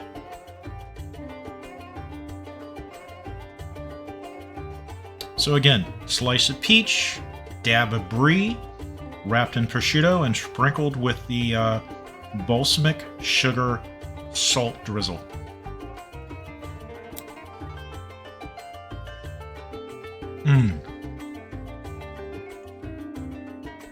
You can taste the peach, nice and sweet. The prosciutto, a little meatiness, and the brie. I'm not sure I'm tasting. Yeah, there's the brie, and of course the glaze.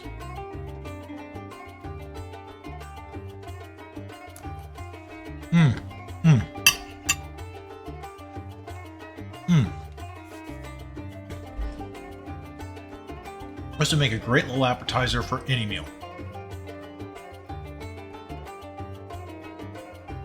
A little mead to wash it down with. Speaking of, how's our mead doing?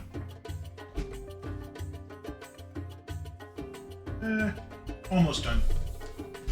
It's 2:30 now. We're about halfway through the stream. Maybe by 3, we'll throw in the yeast and put the top on that and let it start to ferment. Speaking of which, we need to label it. Post-it notes.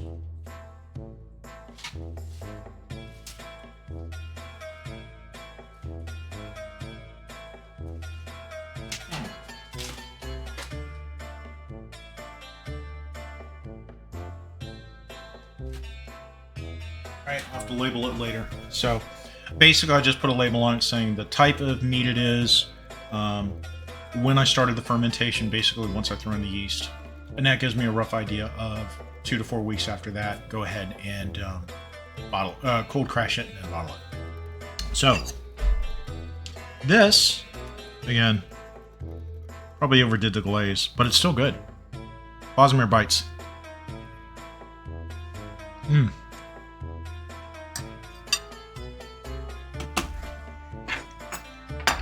See what I miss.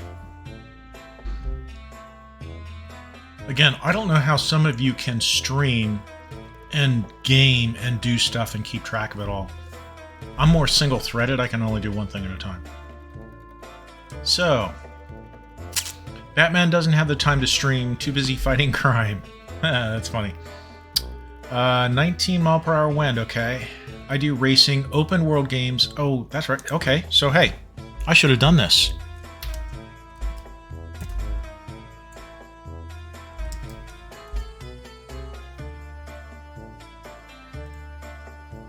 My apologies, I should have done this before. So...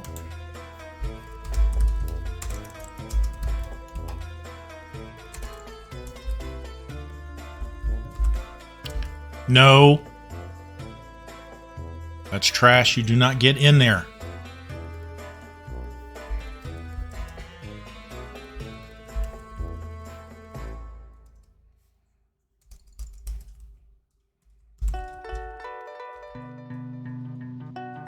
Oop. Misspelled her name.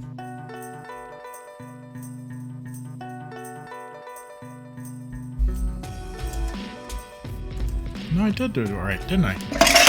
Oop. Okay, there we go. And who did I miss? I missed Nikki.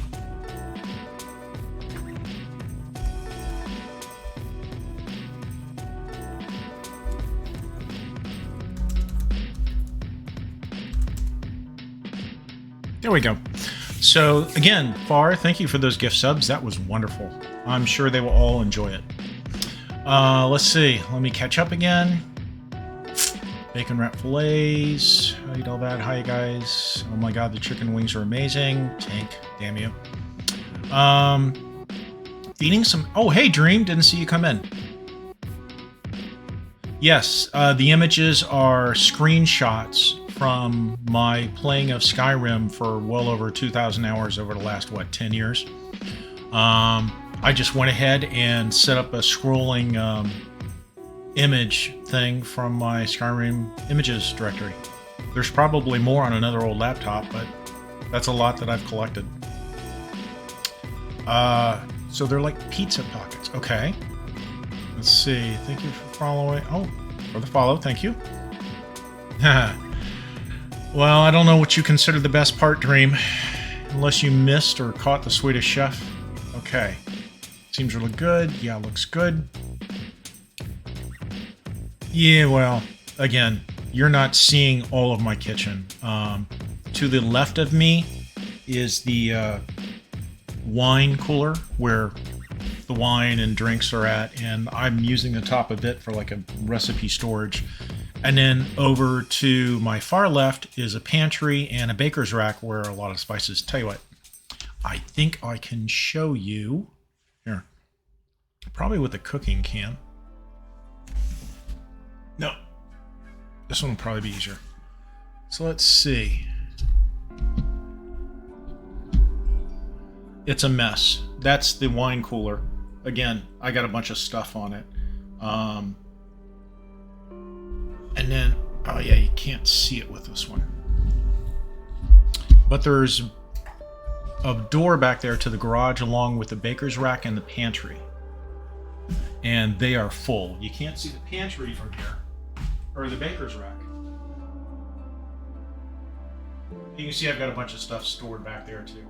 I've got like a year's worth of coffee beans that I've yet to go through. But anyway. Good now. Yep, I did. We're going to use this again for the scallops. Okay, so anyway, yeah, I like my baker's rack. I picked that up, God, 20 years ago for like $500. It's got a marble basic shelf along with glass shelves for herbs and stuff. There's a place to put bottles and stuff. I really kind of want you guys to see that. I wonder if I can make this. Nope, I can't. I'll have to post a pic on it. I think I posted it in Tink's Discord, God, a year or so ago. Well, not a year, months ago. But anyway, it's good. It's a nice place to store stuff. So, okay. So eating ham, pizza pockets. Thank you for following. Made it for the best part. Kitchen space is a premium. Yeah, it's not a big hit. I wish I had an island, but I don't. Big First is making me hungry. Yeah.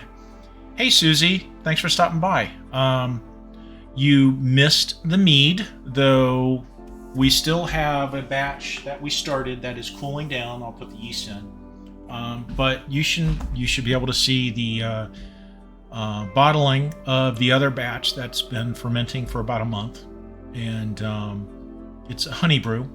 With red apples, and it looks good. Looks nice and golden, which is the way it's supposed to. Okay, did the sows. Oh, did Bowser make an appearance? Probably. Yeah, if you weren't here earlier, I had the garage door open for a little while, and apparently Bowser did a little excursion, and then I closed the garage door, not realizing he was out there. And while I was talking with you guys, I heard this whining, which he normally does not do. Unless he's in distress. He was whining at the door because he was out in the garage in the dark and he couldn't get back in. By the way, Bosmer bites. Good. Okay. Oh, the chef hat. And that was for the Swedish chef bit. I wasn't really planning on wearing it or the apron. I normally don't. But, hey, if it works, it works. As you can see, this hasn't been worn much. You can still see the fold marks. Just unwrapped it. Chicken wings would be... Oh, with some beer. You don't have beer. Do you, like, only go out and buy, like, 1 or 2 days worth of food, and then you run out and you have to go out again? Have you ever heard of stocking up? It's a thing. Especially during a pandemic. Duh. Okay. Yeah, the Bosmer bites, you're supposed to skewer them, and they look nice and pretty in the picture. Obviously, these do not do the picture justice, but they're still just as good. So one of the things I think I'm going to try differently is versus canned peaches, try a real peach, which should be much firmer, bigger, and more solid. Hopefully it'll allow me to put the brie on it and wrap it better and skewer it just like in the picture. But trust me, they're still good.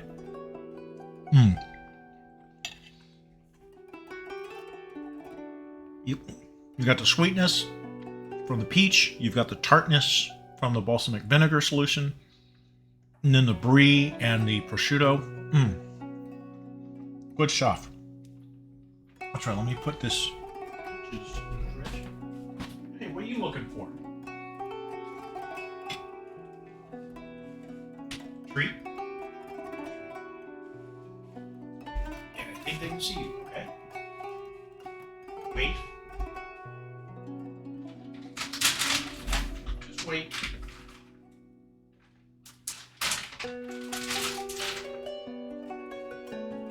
Sit. Go. He's a good boy. I think you saw that? Yep, good. Okay. So, looks delicious. Remember pictures. Tink, no beer. Rip. Yep. I'm sure she's got some wine stashed around unless she drank it all. Snap images of stuff of nightmares. Okay. Yes, the mead is good. I'm drinking some of the Blackbriar mead that had been fermenting from September till December. Didn't need to ferment that long. It didn't really mellow the taste that much, but it is good. And then the hunting brew, I can start drinking that in a couple days once it's settled more after being bottled. And then obviously this batch, which is just starting, it'll be fermenting for probably a month before I bottle it, and then another few days before I can drink it. So just kind of do it round robin. That we've always got a supply. Excuse me. No, trash. Not for you. Shithead. Okay. The meteor picture. I'm wondering if that is where the Nords were bombing Whiterun. That was one of the scenarios I played, 4 years back, where I took the, shoot, it's escaping my, the term. Not the Empire, but the,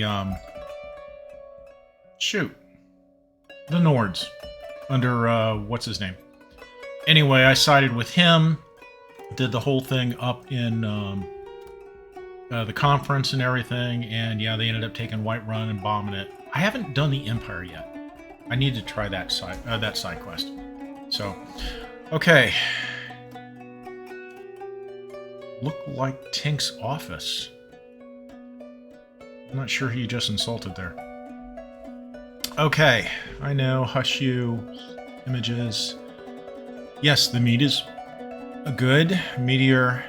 Oh yeah, Bowser is very much like a child. He always tries to get away with whatever he can get away with. Alright, thanks Aries. Thanks for stopping by. You have a good weekend. I appreciate it. Your Nordic Barnacles timer is done. Computer. Stop. Okay, time to start the Nordic Barnacles, but let's finish with a chat here. Buy booze one day at a time. See, you need to stock up, otherwise you're constantly going out or running out, and with snowstorms and the pandemic and stuff. When the pandemic first started a year ago, I stocked up on a bunch of stuff. Bottles of rum, bottles of vodka, beer, wine, pop.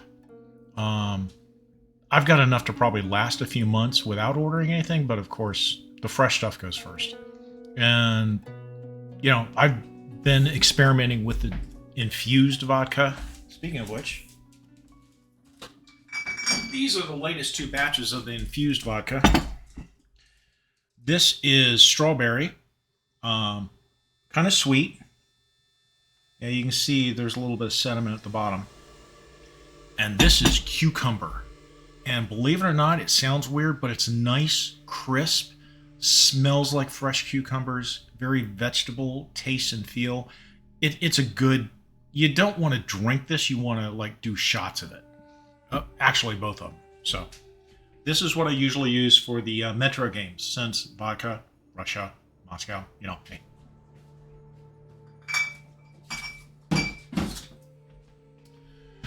Okay, we buy like a few days worth of food at a time. See, and that's the thing. You should probably buy more and stock up. I mean, frozen foods, canned staples that'll last for weeks, if not months. The only thing you really need to buy a few days, maybe at a time, are things that are perishable. Obviously, mushrooms. You can't keep those more than a few days. Things you can't freeze, things you can't keep. That's why I had like canned peaches on hand, because I bought a bunch of those fruits and vegetables just to have. Though I prefer fresh, the canned stuff lasts for a while. Sorry, the balsamic vinegar is kind of getting to me. By the way, these are really good, guys. Seriously, it's so simple. Try them. Again, the plate looks like a mess. I used too much balsamic vinegar, but the taste is awesome.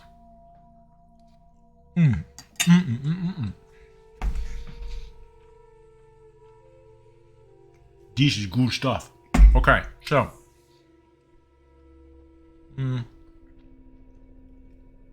Okay, Bowser. Okay, everybody saw Bowser. Yes, with a treat. Imperial Stormcloak. Thank you, Susie. It was like, how do you spell the word it? It's just your mind blanks. So yeah, the meteor images were basically, I think, when the Stormcloaks were attacking Whiterun. If you took that route in the quest. Hey, old man Kevin, nice to see you. Excuse me. Between the meat and the vinegar, oh my throat. Say hi to Zalis and I think it's Jordan, right? Jordan. Or Justin. Sorry. Okay. Hey, Maddie, I hate going shopping, so I always stock. Oh, yeah, I stockpile too. Again, some things it's hard to stockpile, but that's why I bought the second refrigerator and stuck it out in the garage to store frozen foods, and also because, well, this is the apartment supplied refrigerator. Piece of crap. The freezer is so tiny, just didn't have enough place to store stuff. I used to have one of those little, like, waist-high freezers out in the garage years ago, and then it just kind of went bad, so I decided to get something new. Okay. Well, you hate to go shopping too, but I am bad at figuring out what to get. Again, think of what you're going to cook. Think of what you want to cook. And also buy just some regular staples. Always have like rice on hand. Get your potatoes and onions. Some canned vegetables of all types. You know, have some staples on hand. Oats. Syrups. Hell, I've got a bunch of maple syrup because we're going to use this in the next recipe. And actually, we need to start the next recipe here soon. So, yes, I know you don't meal plan, but you don't always need to meal plan. Sometimes just doing it on the fly. I mean, I've seen some of your TikTok videos where you're just picking stuff out of your fridge, and it looks fabulous. There's nothing wrong with doing it on the fly, but have some staples on hand for when, you know, you don't know what to make, and just throw something in there. So, hey, laugh out loud. We went shopping because, oh, yeah, Kevin, I heard about that. We've got a snowstorm warning, at least in my area, from like 1 a.m. to like, I think it's 1 p.m. tomorrow. Not a alert or, you know, pending, but it's definitely a warning. It's going to hit. Dustin, I'm sorry. Thank you. Picture. Skyrim pick at the top. Oh, yeah. Mally was mentioning that. I just went ahead and set up a slideshow of all of my saved Skyrim images from the games that I've played over the last 10 years. This is not everything, but this is everything on this laptop. I think I transferred it from the old gaming laptop when I got this one, but yeah, just sometimes I would snap pictures of things that looked fun, looked interesting. I even have some of these set up to appear as my backdrop on my work laptop. It's kind of cool. I went outside just because. Dream I would probably blow away. Oh, the wind. Oh, the wind, yeah. Sun is out. Cloud cover at 20k. Wind 5 miles per hour. Yeah, here it's just cloudy. No wind. Wait a minute. What's the best recipe? That's a loaded question. Depends on what you like. Depends on what you can cook. Depends on what ingredients you have. Of the recipes I'm doing today, well, my personal favorite is the mead. That's the best recipe. The Bosmer bites, they're good. Again, the presentation does not do them justice, but they are good.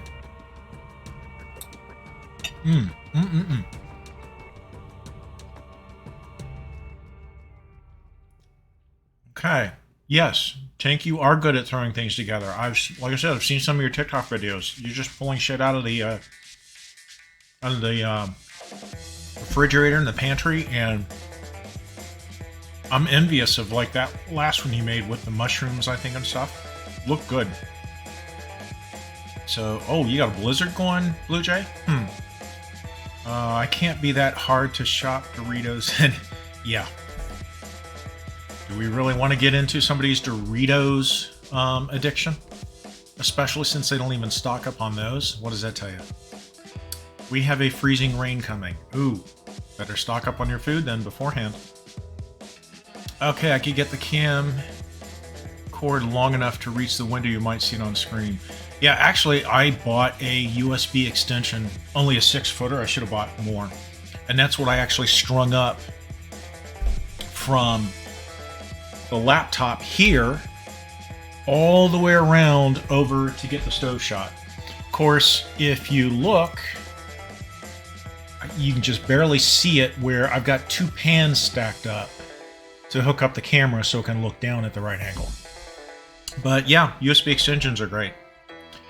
Okay, I'm so bad at taking screenshots. I should... Yeah, I mean, if you're in a game, depending upon the game, take screenshots of stuff you like. If they turn out bad, delete them. But they make for good memories and stuff. Okay, next. Mead, yum. Yeah, up. And Maddie pulls out a mass bomb.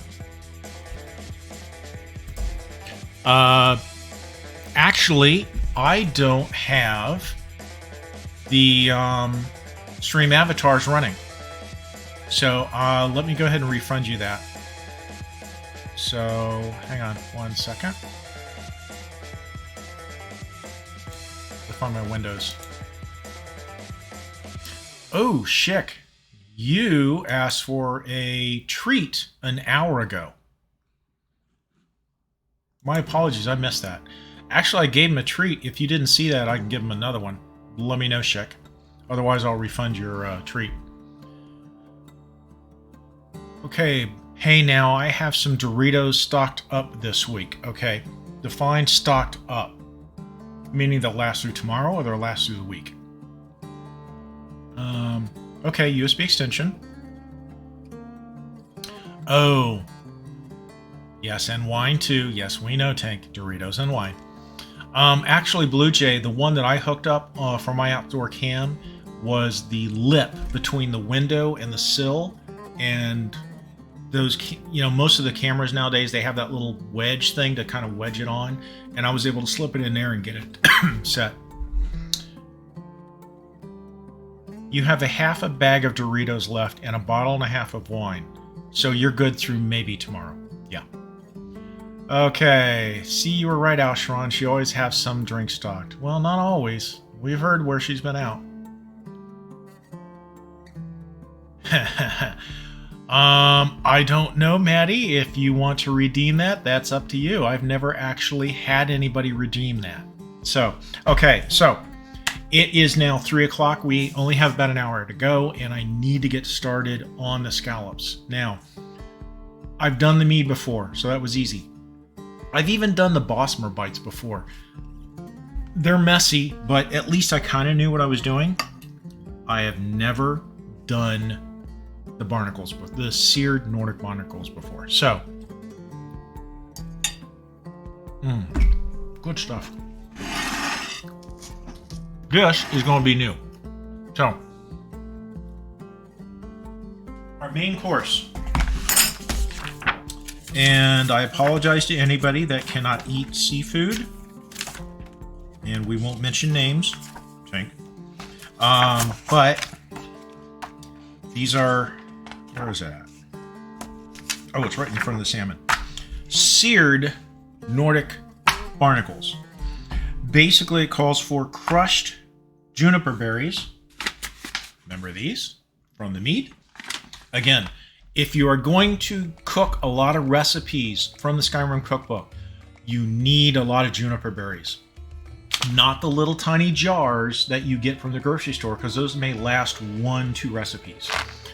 I bought this 2 bags, and I'm already putting a dent in this one before I get to the other one, and they're nice and sealed, and they will last a while. Excuse me. Just got them off of Amazon. White wine. We got some cheap screw top wine. Okay. Apple cider vinegar or white wine vinegar, and I have plenty of apple cider vinegar. A good staple to have on hand. It's great in a lot of recipes, including a sore throat. Hot water, apple cider vinegar, honey. Great for a sore throat. Okay, this recipe actually calls for a pound of sea scallops. Yeah, I didn't go for a pound because I'm not that hungry. So I just pulled out 5. So we're going to do 1 small batch. Bacon strips. Bacon. We have some bacon just ready to fry up. And let's see, the unsalted butter. We have that. We have, okay. It calls for 2 cloves of garlic minced. Now, if you've ever tried to mince something, sometimes it's a pain in the ass. So, I do have whole cloves of garlic, marinated, I forget what they're marinated in, from Spain, which I could chop up, but that takes time. So what we're going to do is we're going to cheat.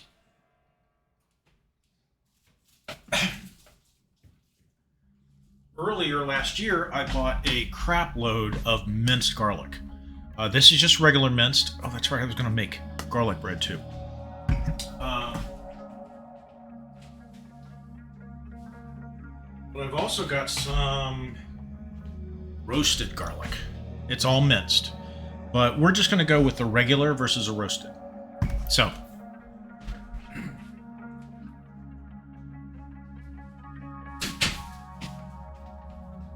And let's see, we've got the unsalted butter, the cloves of garlic, and of course, Mally Girl, maple syrup.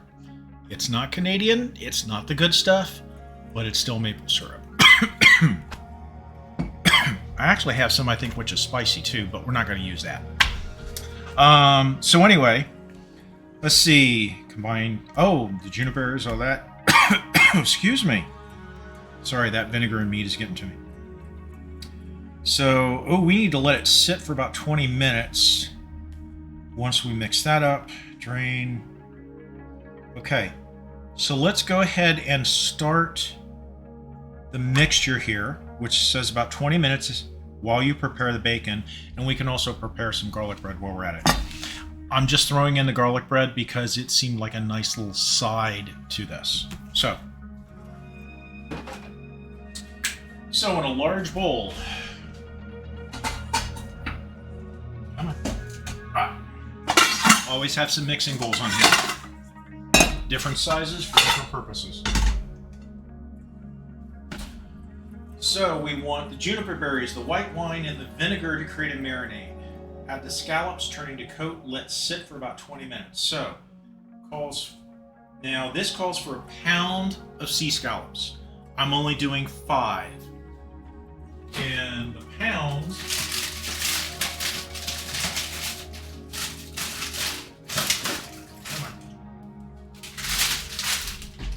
this is what's left of the pound that I took the 5 out of.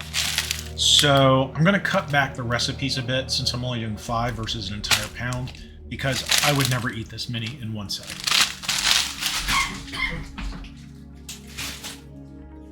So why don't we quarter it? So 2 teaspoons, so 1 teaspoon, so half a teaspoon of crushed juniper berries. And go back to our mortar and pestle that we used earlier for the mead. And we are going to do half a teaspoon. Yep. Of our lovely juniper berries. Nice, dark, and round, as you can see. Good stuff. And they've got a wonderful aroma.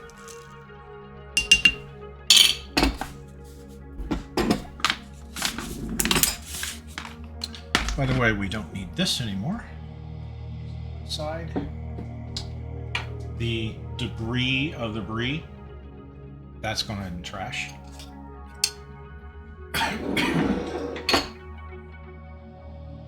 And actually, tell you what, our mead is pretty much at room temperature at this point. So this is the batch of mead we started with juniper berries, hibiscus flowers, and yarrow. So we let it cool down to room temperature. We take our yeast packet, and this is Red Star yeast that I'm using. I'm not sure which camera will show it better. There we go. So this is the yeast that I found to get better results with than like the Nordingham, but there's plenty of other different yeasts out there. This is supposedly a champagne yeast. Maybe, maybe not. So, scissors. Always have some good kitchen scissors on hand. So, I'm going to pour that in.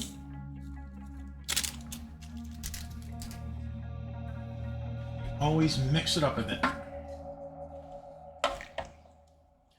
And careful mixing it because you can get some on the sides. Make sure you scrape it off so you don't have like yeast on the sides just drying out.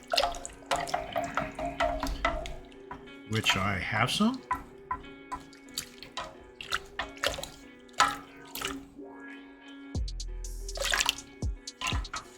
Man, I got a lot there. Okay. Put on our lid. Make sure the seal is nice and firm.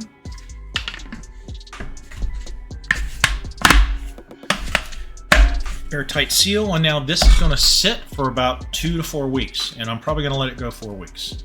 And then in 4 weeks time I will cold crash it, which again is putting it in the fridge for at least 24 to 48 hours.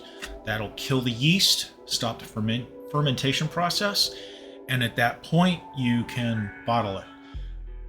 My bottling technique is not perfect, but it works. So that is the mead batch we made.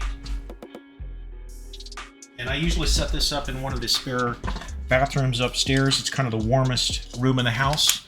No windows, no exterior walls, and it keeps it nice and temperature controlled. So, back to our recipe. So, We've got not a lot here with the juniper berries, but like before, do a nice twisting motion and try to get all the berries. Half a teaspoon, this isn't a lot.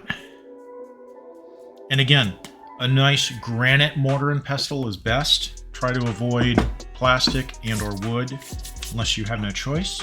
And we'll get that out. We'll use a container we used before for the mead. Okay.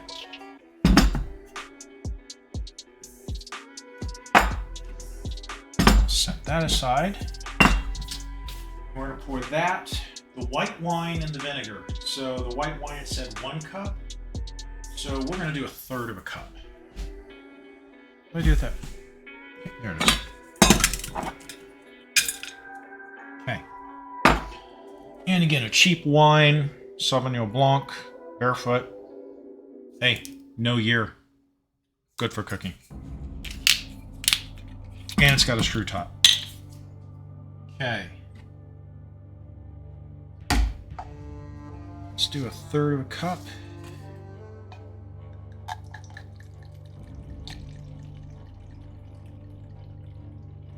Okay. 1/3 of a cup of the white wine. And we will stick the rest of this in the fridge for maybe some evenings. And the apple cider vinegar, it says a splash. So,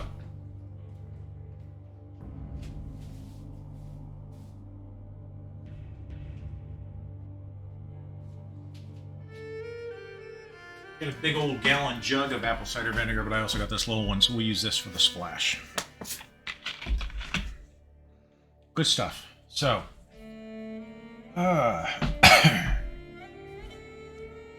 splash. What the hell's this? Well, a splash, and that's for the full recipe, and I'm doing 1/3,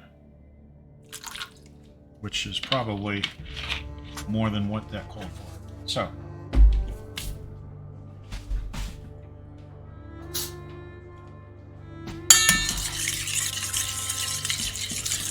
mix that all up. And basically what we're creating is a marinade for the scallops. Now I already pulled out the juices because these were thawing overnight, but we still want to clean those up a bit.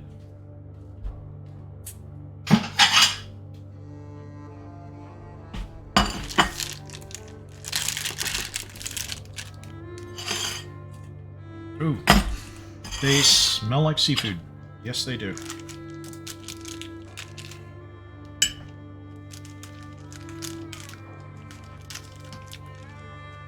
Again, I have never had scallops before.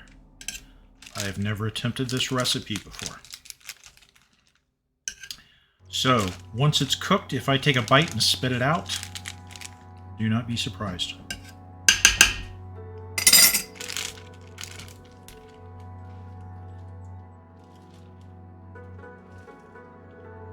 Okay. Now we will put these in here.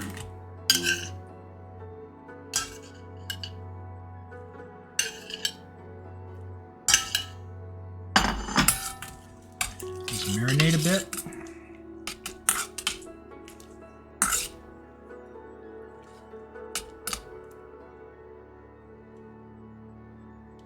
Get them as covered as possible. Computer, set marinade timer for 20 minutes. Marinade timer, 20 minutes, starting now. Okay. Get some of this stuff out of the way.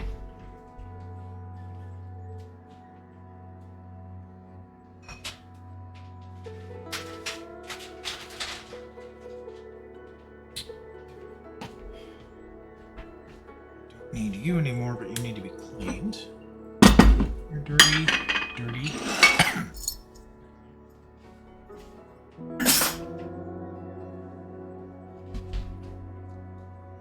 Okay, so, ooh, there's one more Bossmer bite left. We'll save that for later.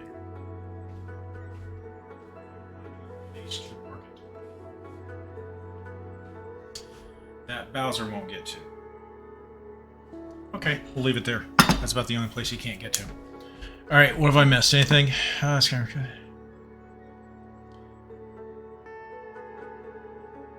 Okay, so Maddie redeemed timeout. If you time me out, here your VIP is gone. Maddie, who time Blue Jay out.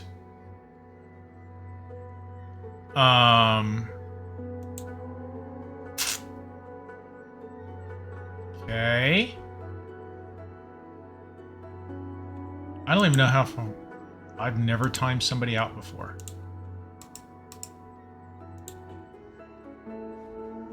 I'm just looking. Not actually doing anything yet.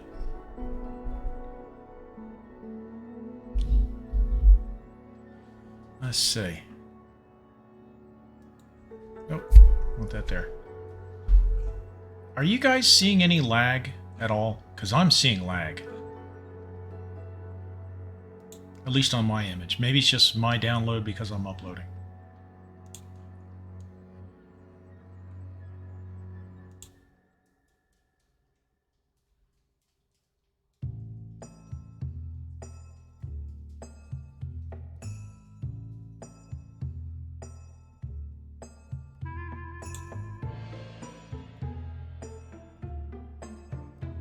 I honestly have never timed anybody out.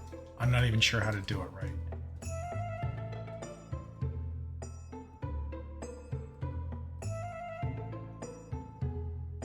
A bunch of stuff for ads.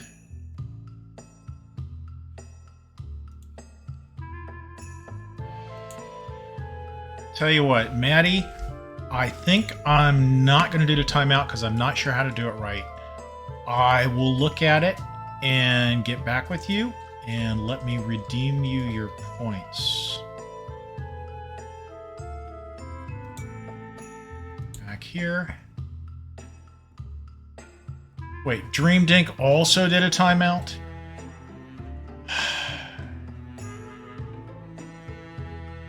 Oh, and Tink knows how to time somebody out. Okay.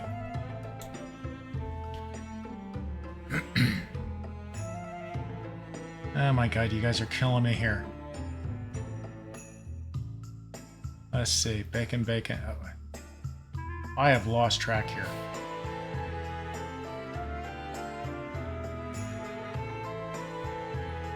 Good lord. Wait.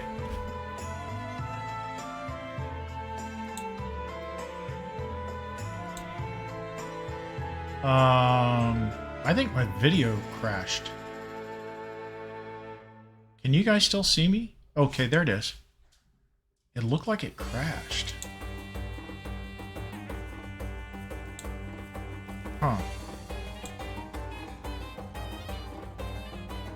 You guys are killing me here.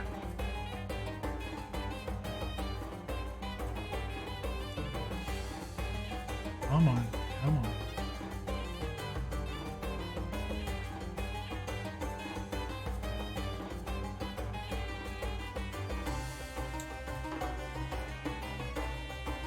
Hey, there it's back. Okay. Alright, let me go back here. I still owe Schick a treat for Bowser, though I think I already got him. So, I was right though, probably less. This would be delightful. Stop crushing me. Okay. See, I've never had scallops melee, so this would be my first time. If you time me out, your VIP is gone. Blue Jay, he said to time me out, so let's see. Block, mod, gift a sub. I'm not seeing how you time somebody out.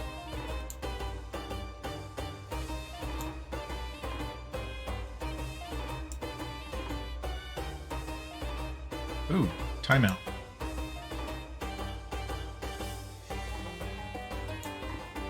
Okay, you've been timed out for what, 1 second? I guess? Oh no, that was the timeout from before when you said that word, I think. I'm sorry, I don't see how to time somebody out. Tell you what, I am not going to do timeouts right now because I don't know how to do them right, and I kind of need to get back to the cooking. So I'm going to refund Dream's timeout. I'm going to refund Maddie's timeout. And I'm going to see if I can pause the redemption on timeouts until I know what I'm doing. Okay, let me get back to here. I was not expecting a stream this busy, or the chat this busy. Love how you prep for all. Well, I tried to get ahead, but I'm still not totally prepped. Actually, I've thought about doing more regular cooking shows, Mally. But I also like the gaming, and time just does not allow, I think, for both. So, I don't know. Maybe I'll alternate. Maybe do a couple of gaming streams a month, a couple of cooking streams. I just don't know yet. Bacon, I love bacon. Oh yeah, God. I even make candy bacon. Candy bacon. I'm not sure about that, but bacon wrapped bacon. Oh yeah, God, yes. Yes, syrup. Minced roasted I've not had before. Same here. I think I ordered those in air, but I'll try them. Mally Girl represented here in the syrup. That is true. Okay, Susie Streams. Haha, you guys are the best. I will totally eat them in one setting. I'm assuming the barnacles or the Bosmer bites. My fingers smell like maple from the chicken wings. Okay, are you just trying to taunt us with your chicken wings? Okay, wow, looks amazing. You could totally have a show. No, not really. That's pretty organic, Tink. Or orgasmic, okay? 4 weeks in, some epic patience. Well, that's why you do multiple rotating batches. So at any one time, you've got something. What percent do you usually try? Well, that's the thing, Far. I've never tried to measure the alcohol content. I've got the measurement tool. I just have never tried using it. My early batches were very strong because, as I've mentioned before, just one bottle would knock me on my ass. I think I've scaled them down a bit, so they're not as strong. But still, after 2 bottles, I would really be feeling it. Okay, Melly, I want scallops now. Adam is barbecuing steak for me, though. Ooh, that sounds good. And there's another timeout redeem. Okay, no, mine is good. All fine here. Y'all need some mods. Well, before now, I've never needed a mod. Maybe I do. Usually, I don't get more than 1 or 2 people. You just click on the person and you see a timeout option. And again, I tried that and I didn't see it. I see a block, I see a report. So I'll have to look into that. I would help you, but I don't want to be timed out. Damn it, Tink. The person, he won't see my message for a while. Just trolling, not killing, geez. Get good, Alshron. I have to deal with people redeeming 10 things at once. Yeah, no shit. I don't know how you and Mally and some of the rest of these streamers do it. I mean, seriously. Wow. Tink flexing, okay. Yeah, it's crashing. That's not good. Buffered a couple times. Got a couple buffers here as well. Buffering for me a bit. Don't stress. Nothing major, though. Seen worse. Mod Tink, she will time us all out. Yeah, I'll think about that. Okay, get back to cooking. Yeah, get back to cooking those scallops. Right, okay. Tink for mod, welcome. And Nikki. Hey, Nikki. Nice to see you. Thanks for stopping by. Dream. Okay, candy bacon is great. Brown sugar. Most channels have at least 3 mods at all time while live. Yeah, I've not needed a mod before. Okay, so we are caught up. So, back to the scallops. So, we've got these little puppies marinating a bit here in the white wine, the apple cider vinegar, and the juniper berries. I think you can still see them. Okay, we will set those aside. Now, we're supposed to be starting to cook the bacon. But before I start the bacon, I want I really wanted to do some garlic bread, but I'm not sure I'm going to have time at this point because it's already 3:25. So let's skip the garlic bread. We'll do that another time. And right now we are making seared Nordic barnacles, Nikki, from the Skyrim Cookbook. It's basically scallops, bacon, and some sauce. So we are just getting ready to start the bacon.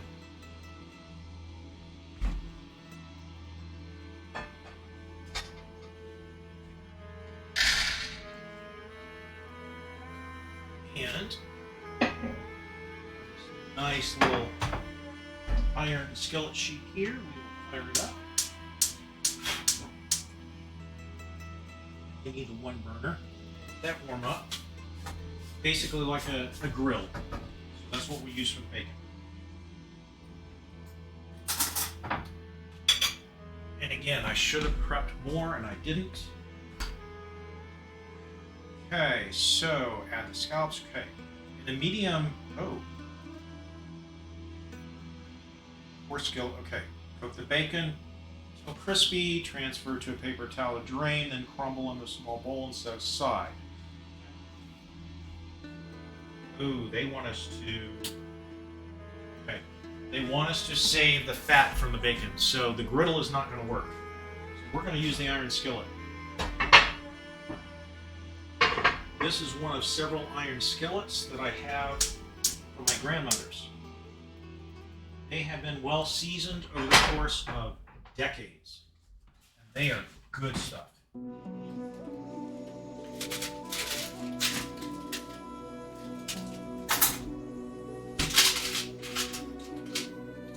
Butter in here. Actually, larger. We're going to fry up this bacon.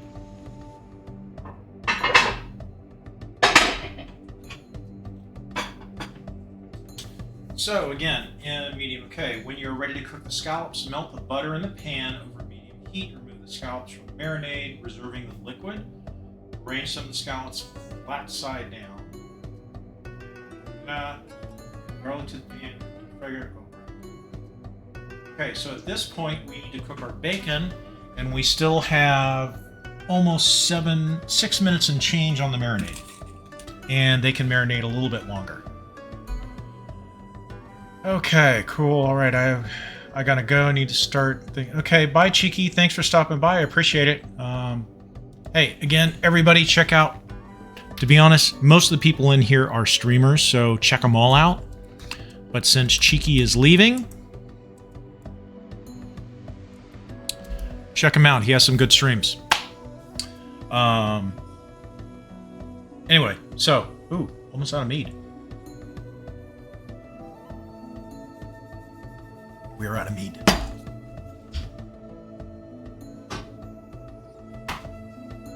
No, I do have a bottle.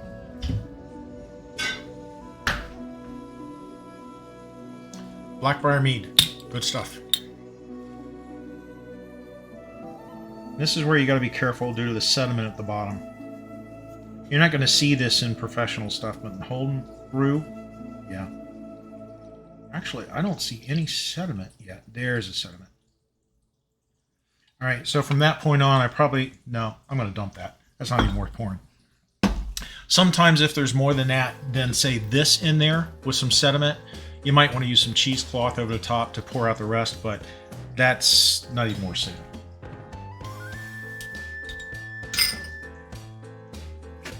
And it sounds like the butter is starting to heat up over there. Okay. Iron skillets, they are a wonder. Only problem is, after they get hot enough, you are definitely going to need a bit, because the handles get hot. So, let's put this bacon.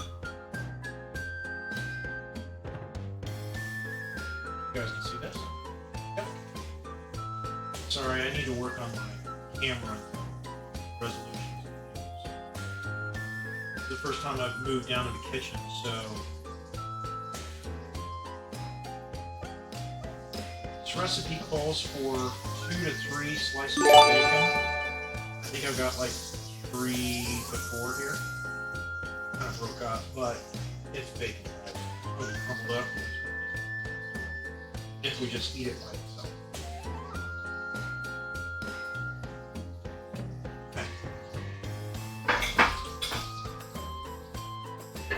Computer, set timer for 5 minutes. So we'll let that cook for a little bit. Starting now. Oh, thanks for the gift of fire, Tank. That's very nice.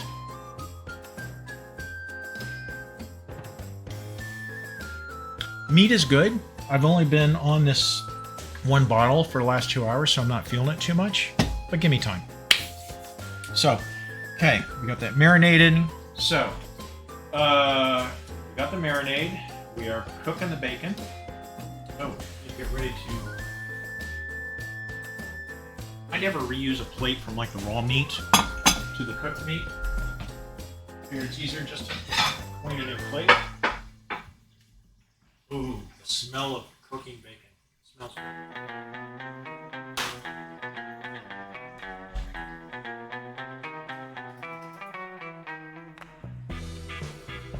But we still have our peach juice. I'll find a jar to put in after the fact. Tell you what, I'm going to run this mead upstairs.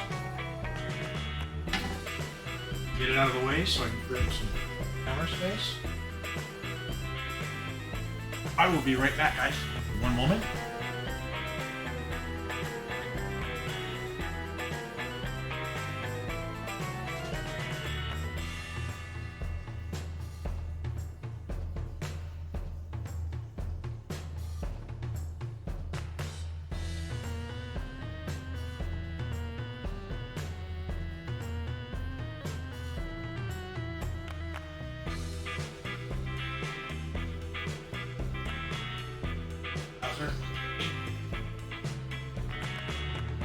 Okay, just to make sure, picture's still good, music is still good, no problem. Now I'm eating chocolate-covered pretzels. Okay, there's a certain word I could use right now, but I don't think that would be appropriate.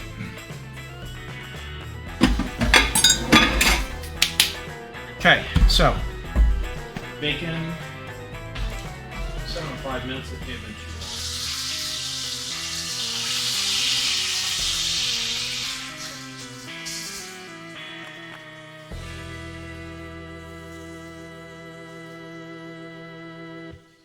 Hopefully you guys can see this.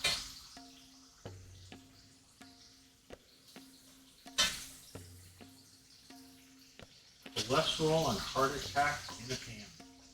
Yum.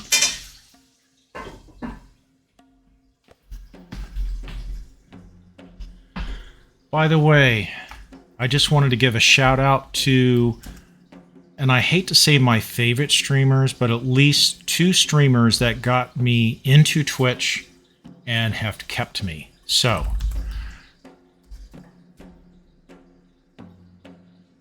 it works. There we go.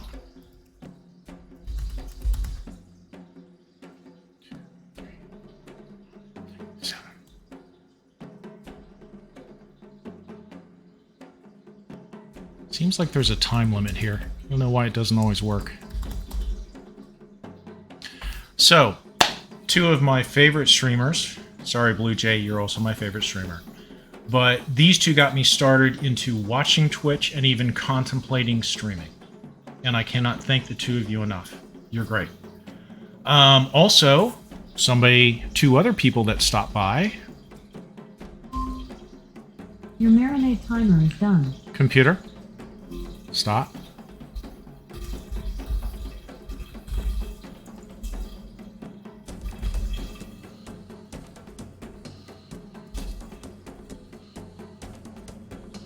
And again, there we go.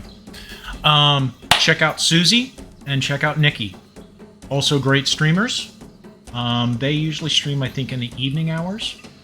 Versus Tink and Mally are sometimes morning, sometimes afternoon, sometimes evening. So, and I'm sure there's some other streamers out there I may have missed. Yeah, I think the meat is starting to get to me. So, the whole reason I wanted to start streaming was to support streamers that are doing this for a living. You guys are great. You have helped a lot of us through this past year. And I would like to think that in some cases we've become friends, and I really enjoy your company. Sometimes it's... Computer, stop. Sometimes your streams alone are what got me into waking up in the morning. You know, it's like, oh, okay, God, I gotta work. Oh, God, I gotta... Oh, wait, so-and-so streaming today. Woohoo! And speaking of which, one guy, which I did miss, check him out. Great streamer. Does some good truck streams. Truck streams are really enjoyable. Okay. These are starting to get done. You gotta be careful with cast iron skillets. They heat up so quickly and so evenly that it's easy to overcook something.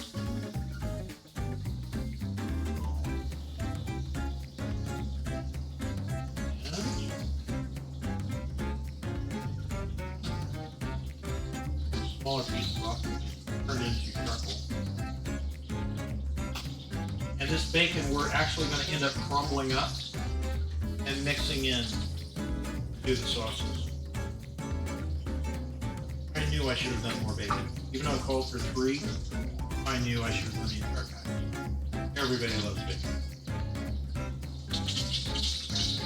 Okay. We'll do that one just a little bit more.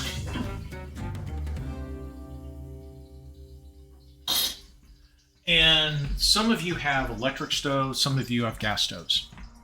I've cooked on both, and gas is so superior. But a lot of the newer places do not offer gas anymore. Some of the newer condos and such, they only offer electric. You can cook with electric, you just need to adapt if you're used to cooking with gas, and obviously vice versa. I found gas cooks more evenly and effectively than electric. In fact, I used to have, well, I still do, a set of copper bottom pots, which my ex-roommate decided to burn the copper off using an electric stove. To the point where the copper, well, that's not a good one. But basically, she just burned the copper off. I had to hide my good appliances because of her. So, okay, let's see. Thank you. Trucking. Trying to play it and get it finished so I can watch everybody else play it. Okay. Check out Blue Jay. Okay. So many great peeps here.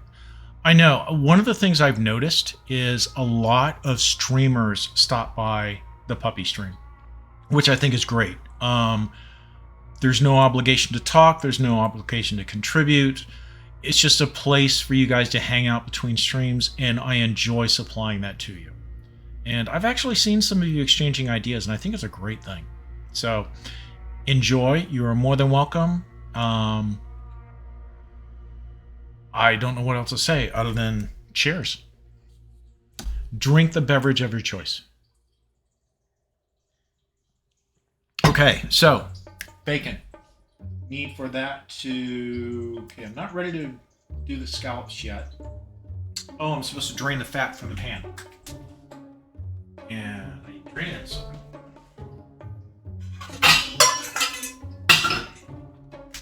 Always have a good set of pots on hand.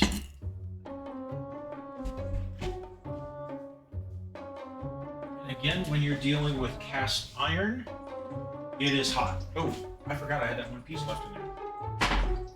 I'll get him out.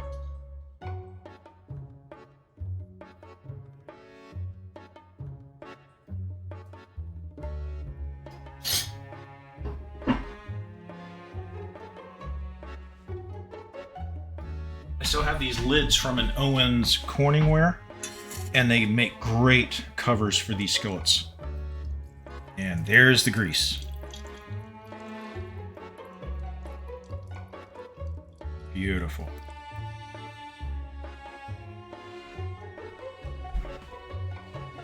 And even with the mitts, that's hot. So, we have our bacon. We're going to crumble that up. We have our grease.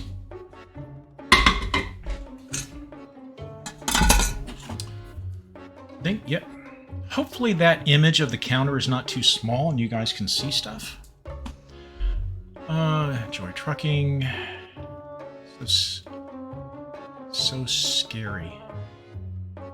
Puppy Stream is the best. I gotta admit, Blue was the star of the show. He will be missed. But Bowser's still there, and we're trying to spice it up a bit. I actually have an aquarium in the office, and I was thinking about maybe fitting that up and setting up a third camera for that, and just have like animals during the days, just to keep people sane. You know, animals they're the best. They don't demand much other than love, and their unconditional love giving back to you is just great. It really is. Okay, that is the same as my stream. People come by for the relaxing feel of trucking, and I enjoy them. Agreed. Blue Jay, there are several people that do those trucking streams. I know Just Retro Andy, he does the trucking and sometimes the train streams. Cheeky, who was here earlier, he does a lot of the Euro trucking. Check him out. Okay, so we've got the bacon. We've got the fat. I need to let the bacon crumble it into a small bowl and set aside once it's dried. Okay, we're ready to cook the butter in the pan, and we'll go ahead and just reuse the same pan. We'll just wipe it out. Paper towels. At the rate I'm going, I may exceed our 4 p.m. deadline because it's only like 18 minutes away. Hopefully you guys will stick around, even though there are other streams that kick off around 4, I believe. But we'll try to finish this off real quickly.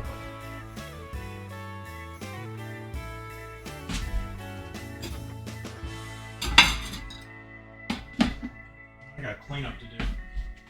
Okay. Whoop. So sometimes you can reuse an iron skillet really easy just by wiping it down, depending upon what you were cooking in. All that's really in here is some of the fat and the bacon residue, which is not going to hurt us for the scallops since it's all going to be mixed in together anyway. And this is one of the ways you kind of like season a skillet anyway, is with oil. So, ready, okay. Unsalted butter, melt the butter, so it's half a unsalted, 6 tablespoons.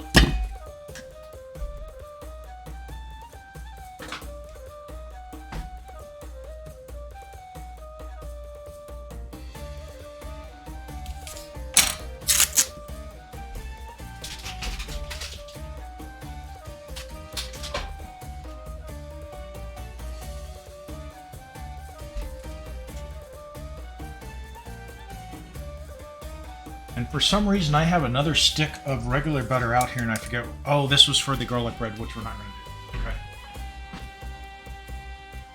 All right, I will try to plan better next time. Like I said, the garlic bread was sort of like last minute thought, and just didn't have time for it. I'm ready to do these. As the butter melts.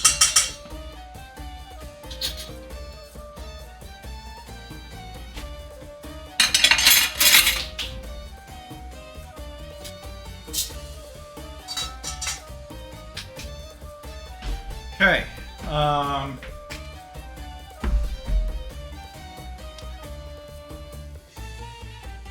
Hey, Yossel. Nice for you to stop by. I appreciate it. You're always welcome. And one of the other streamers that we all love.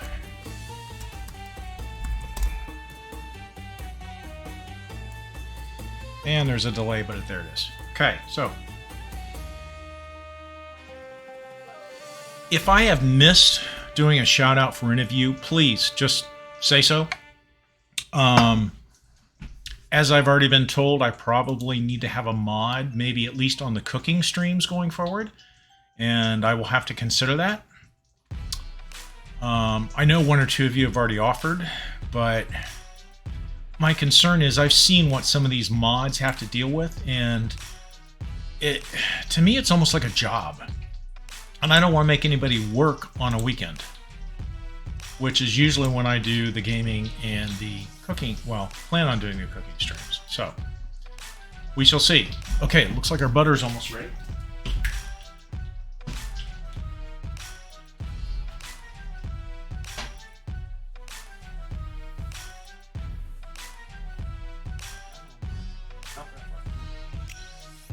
Just want to make sure. Okay, when you're ready to cook the scallops, melt the butter in the pan, remove the scallops from marinade, reserving the liquid, arrange, okay, flat side down, leaving some space in between, sear, so about 3 minutes, flip for another 3 minutes, remove. Okay, here we go. This is the part, like I said, I've never done before. They're doing scallops.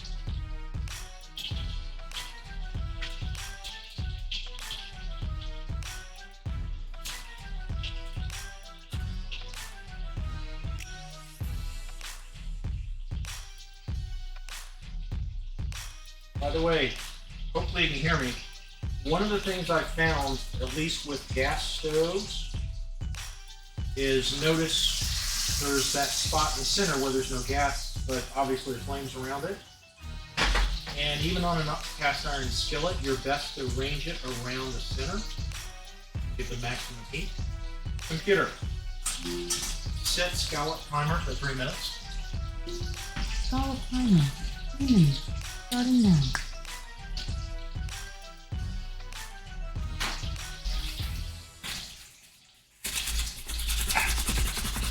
Okay, so,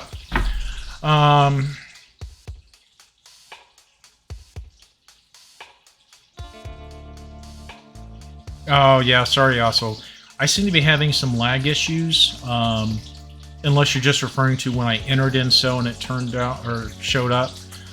I've noticed some delays today. It could be my stream, but I've also just noticed in general the so command. You can do one person and you have to wait at least 10 seconds before you do another, and before it really kind of takes. Otherwise, it just sits there and marinades. Marinades. See what I did with that? Okay. Yeah, I don't think we need a lid. That can be gotten rid of. So, okay. Scallops, deep cook, rest until okay. We need a place for the scallops after we're done.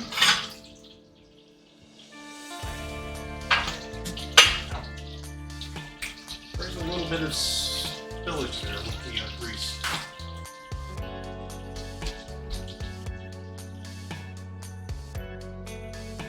That'll help. Okay, so.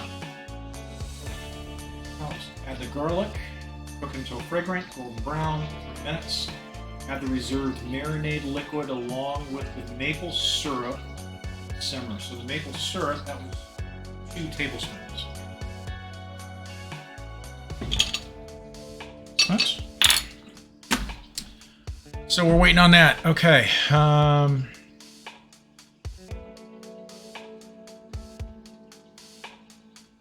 You guys have quieted down a bit.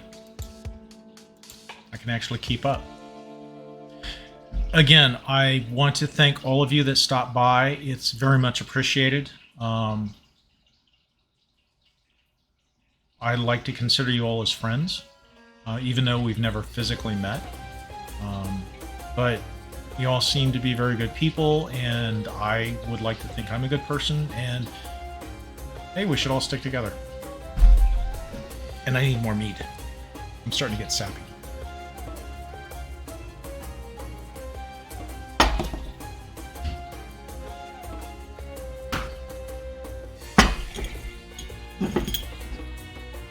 And more mead.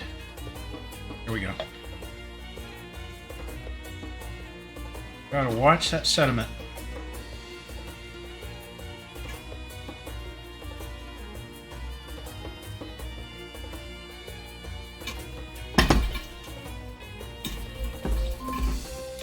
Computer, Your scallop timer. stop.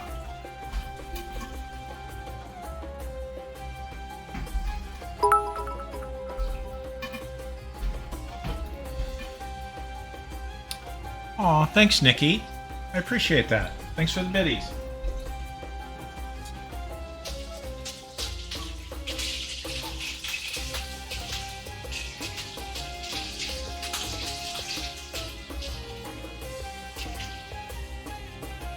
I just realized how small these scallops are.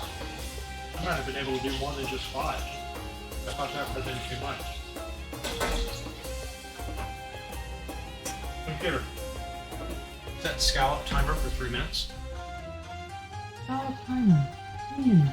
Computer, Starting now. show timers. Here are your timers. Okay, just one. So, nah. You were drinking a little bit yesterday, I believe, Mally, weren't you? You're into the cider.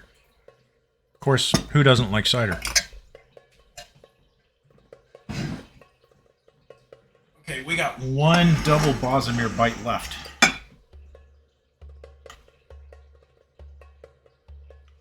Yeah, this is something that I don't think I want to save. Might as well get rid of it. Oh, this is the double.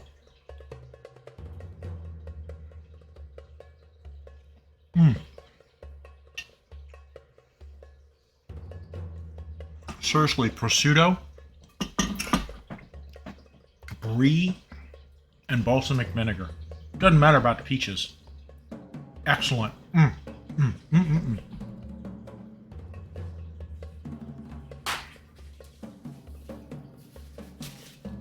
Before stream, I was talking with my mother, who turned 92 this year.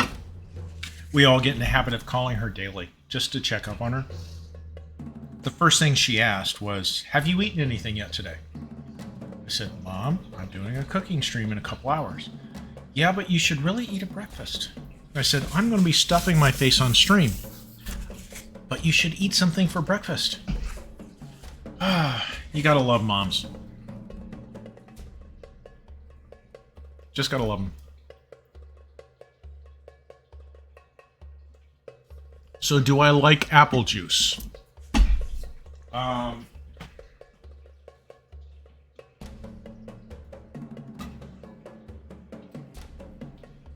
This is just 2 bottles of plenty more that I have on hand.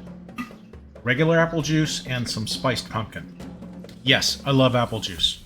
You can actually make a equivalent to a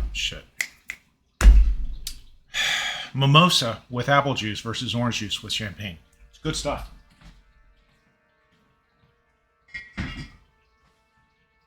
Always got plenty of stuff on hand. You just never know what you're going to need and what you're going to make. So, the bacon, we need to crumble it up now. So, let's see if we can just like... Ooh, I got an idea.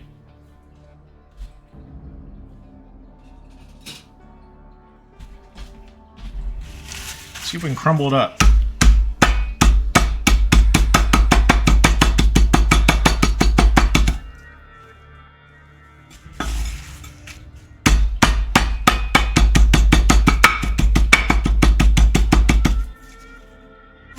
Computer, stop. Okay, some of this is not as crispy as it should be. So I think we're going to have to crumble it up by hand.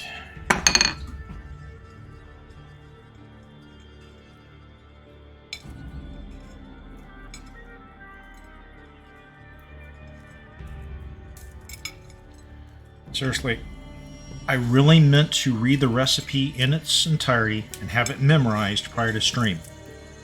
Instead, what was I doing? Scrubbing the stove. And I still didn't get all the grease and grime off of it. That's why the cameras are somewhat strategically located. You're not seeing all the mess. Okay. That's crumbled. Bacon. Bacon, bacon, bacon.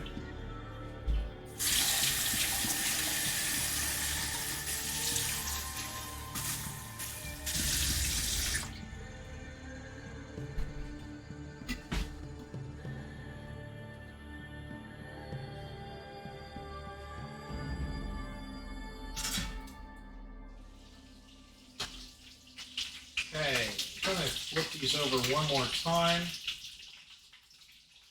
Give them another 2 minutes. Computer, the timers are set. There are no timers set. Computer, set timer for 90 seconds. 1 minute and 30 seconds, starting now. Okay, so bacon is crumbled. Scallops, golden brown, 3 minutes. Flip scallops, cook for another 3. So brown, remove to a separate plate. Then we start the garlic.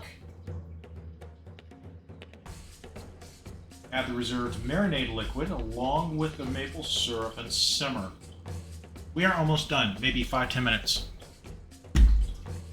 Okay. Let's see. Got 90 seconds here.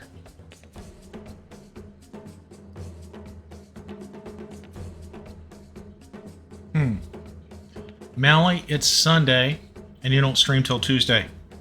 Tomorrow, actually, today's your Saturday, tomorrow's your Sunday. Enjoy a drink.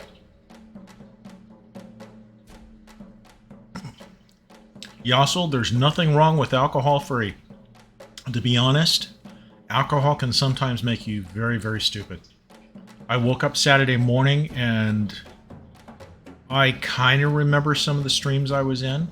I hope to God I said nothing offensive. If I did, I humbly apologize to whomever I may have been in stream with on Friday evening. Okay. Wicked hungry. Nikki, that's the point of cooking, making people hungry. Computer, stop. Huh. Yeah, Blue Jay, I do that too. Sometimes I'm in too many streams at once and I can't keep track of what I'm watching. I've actually had to cut back and only watch 1 or 2 streams, maybe 3 max. And even then, it still gets confusing. Is enough food and drinks in his home for... Okay, Mally, I think Alshron has enough food and drink in his home for a zombie apocalypse. I have MREs. Used to have 2 boxes, but I sampled a few, so I'm down to 1 box and change. You just never know. You just never know. Okay, not a cider fan. I find them bitter tasting. Depends upon the cider. You can get sweet ciders, you can get sour ciders. It really depends. Oh, yeah, Susie, actually it's Alexa, but I changed her to computer. But even then, she still gets triggered too much. Yeah, I think I'm going to start using my Alexa for that. So, oh yeah, the timers, they're perfect. She can keep track not only of multiple timers, but you can give names to the timers. Not to the alarms, but to the timers. Though sometimes she has problems understanding what you're saying. So I can say, you know, set scallop timer for 10 minutes, and she comes back with setting sodomy timer for 10 minutes. You know, it depends on how well the recognition. Exactly. That's why I did it, because I am a Star Trek fan from the original series back in the 60s, and I've always loved the term just, you know, computer. And there she goes.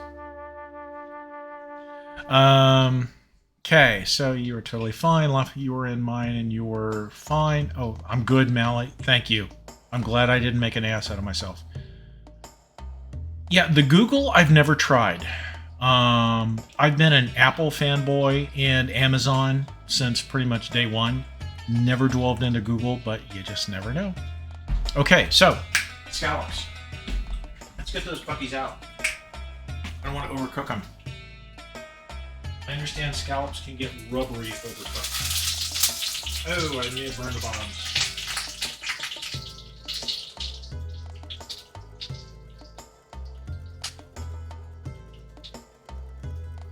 Okay. So, and at this point, I am supposed to add the garlic to the pan. Wait. Okay, scallops been cooked, set aside. Okay, add the garlic till fragrant, about 3 minutes. Garlic was 2 cloves. Computer, What is 1 clove of minced garlic in teaspoons? Here's something I found on the web. According to reference.com, a single clove of garlic is equal to half teaspoon of minced garlic, which is the same as 1 teaspoon of chopped garlic. We will do a half a teaspoon then. Again, we have our canned garlic because I didn't feel like cutting up garlic cloves, which, oh, I got to show you what I got.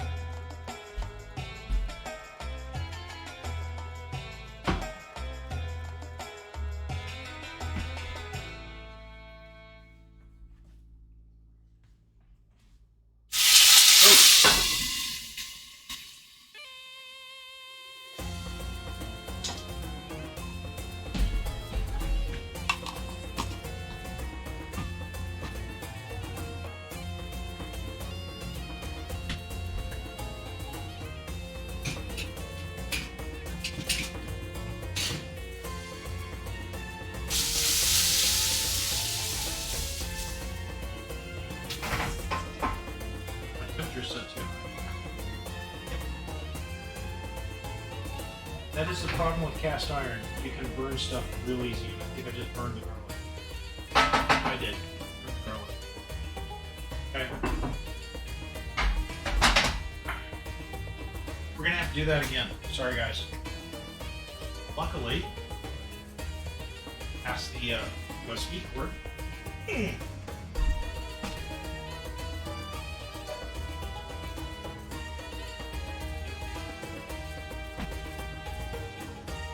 Another skillet. Okay. And yep. That's all of it.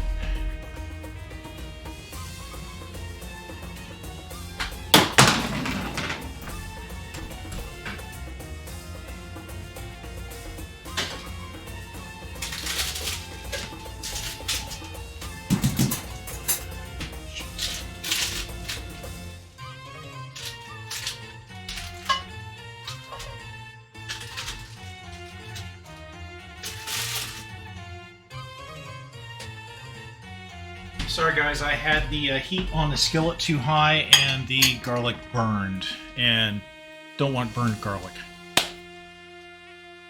Let's see. Okay, so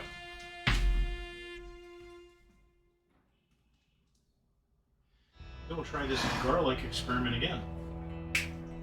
So again, half a teaspoon, 3 minutes. Shit, unfortunately we needed that liquid. Let's try this.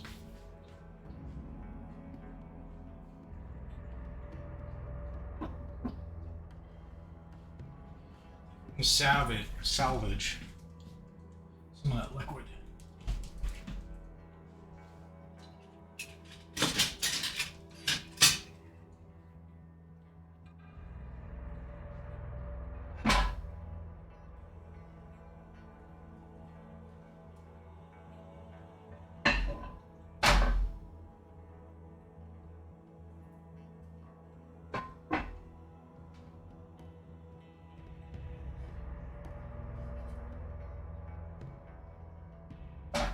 Try to avoid using the burned garlic.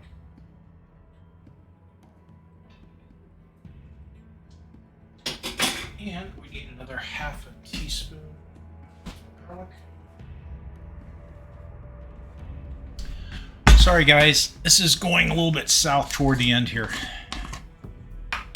But again, as I said before, the presentation isn't always what's important. It's how it tastes.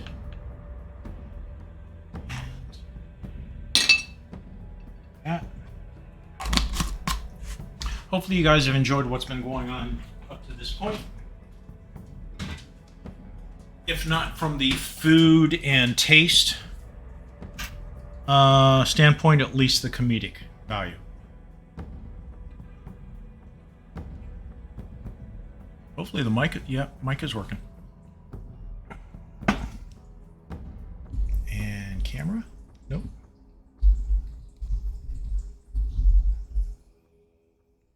Definitely got to work on the kitchen setup.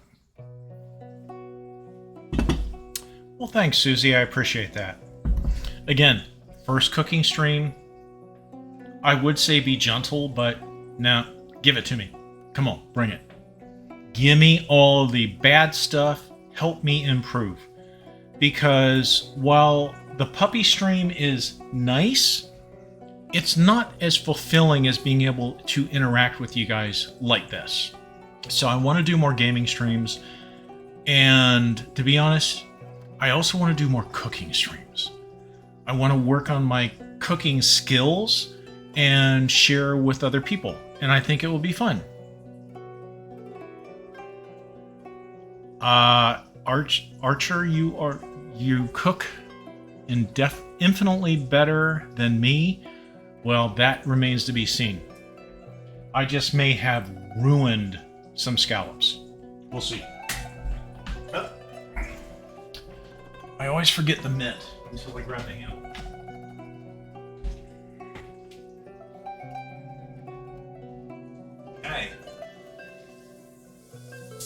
Okay, so let's try this garlic again.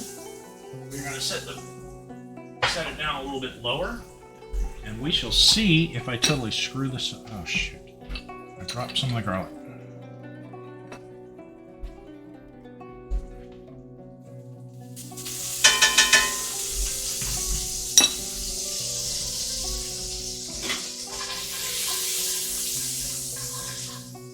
Computer, set garlic timer for 90 seconds.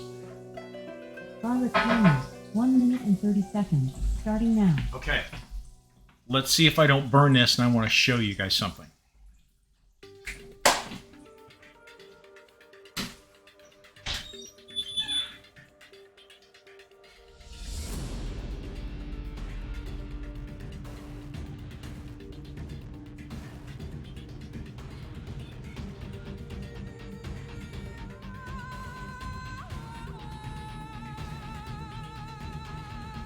Pickled garlic from Spain. You ever buy those garlic cloves? Okay, and you know, it's a whole bunch. How quickly do you use those before they dry out? And you really can't save them. So I'm always running out of garlic cloves, which is one of the reasons why I buy the can of minced garlic. But sometimes you don't want minced, you want real whole garlic cloves. So I went online with Amazon and I searched for whole garlic cloves, and there was this 2-jar pack from Spain of, God, I think they're pickled in a vinegar or something. Just says pickled garlic, SANNITI. Hopefully you can see that. And good stuff. Uh-oh, we got a Bowser treat. Dream, I think you're in love with my dog. We have to talk. So anyway, oh, garlic timer. Your garlic Hang timer on. is done. Don't want to burn it again.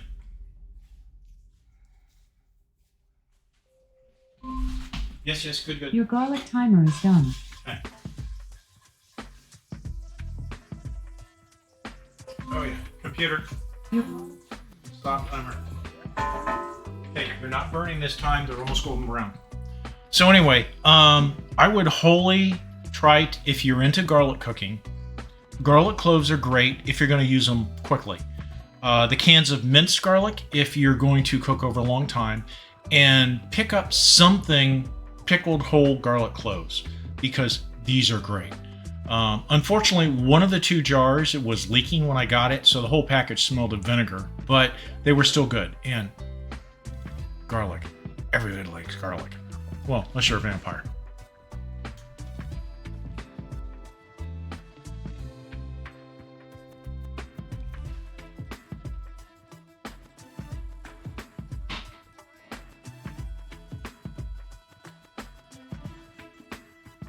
Okay, so our garlic. Oh, treat. Bowser, treat.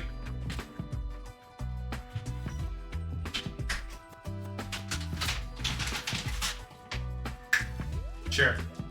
New chair. Tell you what.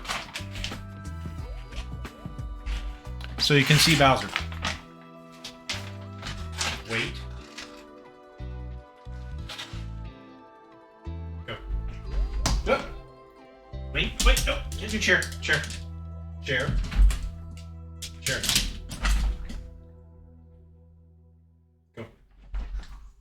Good boy.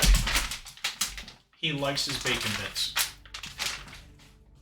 It's bacon. Who doesn't like bacon?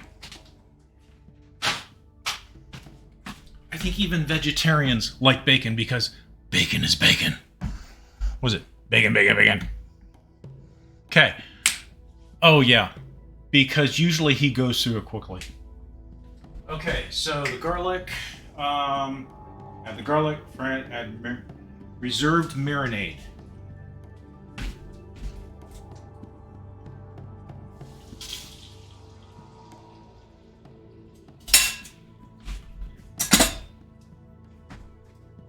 So we've got the garlic in the sauce, sort of. And we added the marinade. And that we let cook for about, reduce, simmer, about 3 to 5 minutes. Computer, add timer for 3 minutes. 3 minutes. Starting now. Hey, thanks for the follow, Rayan. Ray? Hopefully that's okay to call you that. We are just wrapping up our third recipe. It is Skyrim's Seared Nordic Barnacles. And I am already screwing up the garlic. But hang on. I need to check my recipe because... Was it the guards say? I'd be happier with a full belly of mead. Or something along those lines. And I've already got a full belly. If you weren't here for the entire stream, check out the VOD. You can see the mead making in the beginning. We showed how to start a batch of Skyrim mead. We showed how to bottle a batch that had been fermenting for about a month. And then we also did the Bossamer bites. Yes, I know, don't burn the garlic. Thank you, Tink. Oh, shit. Burning the garlic.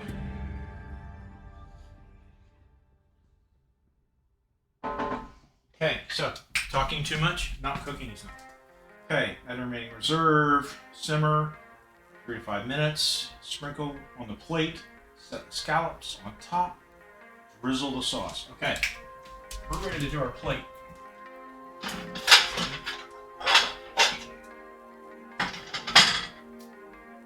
Because of the sauce, I'm going to use a pasta plate because it's got a nice, concave bowl shape. And we first need to put in the bacon.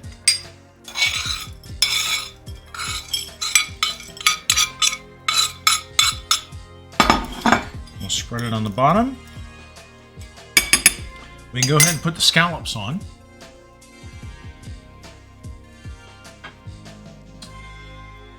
And again, I only did 5 scallops because I thought they were bigger before cooking. I should have probably done more because obviously they shrunk during the cooking process. But then again, this is my first time eating scallops, so I may hurl. I have no idea. I may go into an orgasmic trance while eating them. Doubtful. But you just never know what's going to happen. So, we're doing 5 scallops. I got a whole bag more. Might do more later. Okay, so. Peter, what's the timer at? You have 10 seconds left on your 3-minute timer. Good. Oh, wait a minute. I've still got that. What's, Oh, computer. Stop. Wait a minute. Got some extra sauce. That is the bacon sauce. Sprinkle the crumbled bacon on a plate, set the scallops, drizzle the sauce. The sauce is there. Oh, bloody hell. I forgot to add the maple syrup, and I think I forgot to add this grease from the bacon, because it said to reserve it. Cook the bacon, transfer, drain the... Oh. I don't need the fat, I just need the maple syrup. My apologies. Of all things, I forgot the maple syrup. Mally, please forgive me. So, not doing a shot. Okay, so it says 2 tablespoons. We'll do 1 because we're doing a smaller recipe.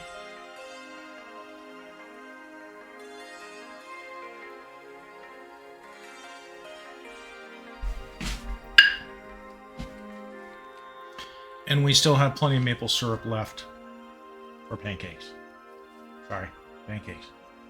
Okay, sorry, I need to heat that up just a little bit more.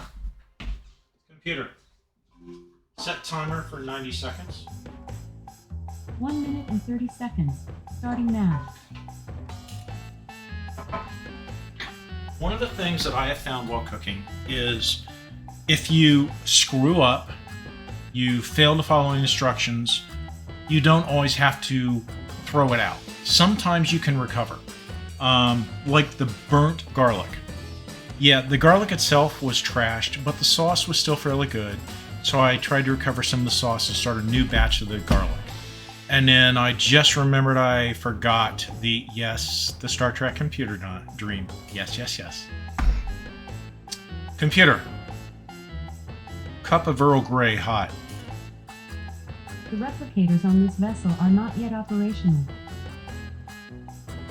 Hopefully you heard that. Anyway, so yeah, I recovered from the mistake of the burnt garlic, and we're about to sprinkle the sauce within about the next minute on our scallops and bacon. And we will eat it, drink more mead, and be done for this cooking stream. However, I highly recommend that if you enjoy cooking, doesn't have to be Skyrim, Fallout, doesn't have to be any theme, just if you like food, cook to your heart's content, try stuff. You're gonna make mistakes. And sometimes computer, stop. Sometimes you recover, sometimes not. The worst case, you throw out a few bucks worth of food and you learn a lesson. Experience. It's good for you. Okay, so we're going to take that sauce and sprinkle it. And because it's, again, cast iron, we're going to need a bit.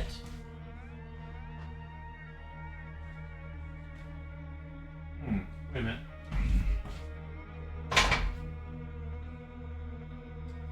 I want some of my garlic in here.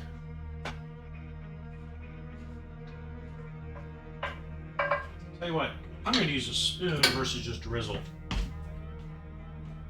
think you guys can see this. Again, I cook with cast iron quite a bit. My entire family has since before I was born. I grew up with cast iron. It's not always the best, but damn, it is good when it works.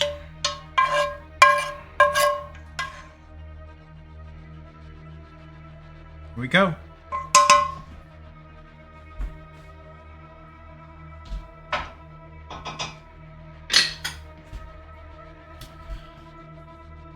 Ladies, gentlemen, streamers, seared Nordic barnacles.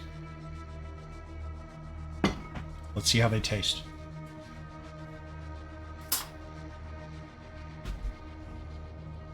Not to mention bacon. Let's see.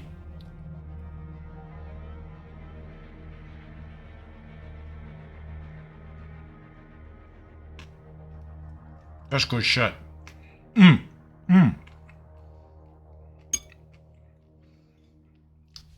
I think it would have tasted better if I'd have gotten the maple syrup in at the right time versus putting it in after the fact because I forgot. And then I didn't get enough bacon in that last bite. So, actually, let's do a spoon. So we can get the bacon, the sauce, and the barnacle all at once. Come on, baby. Come on. Oh, there we go. There we got a nice little barnacle, bacon, sauce.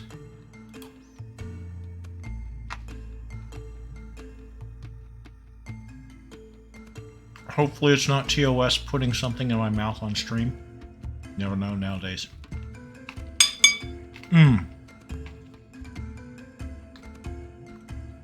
Okay. This is the first time I've ever eaten scallops.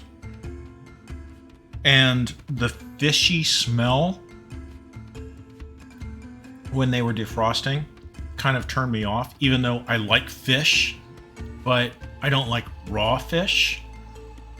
Mally, sushi. Anyway, these turned out good. They could have probably been better if I'd have followed the recipe better, but still, it's good. I'm glad I didn't make more because, again, between the Bosmer bites, I mean, I ate all of those, and that was only half a recipe. The mead, which is already making me a touch tipsy, and this, I'm full. I might have a little bit of bread and something, I don't know, warm milk for dinner before I go to bed at 6. Old man, you know how it is.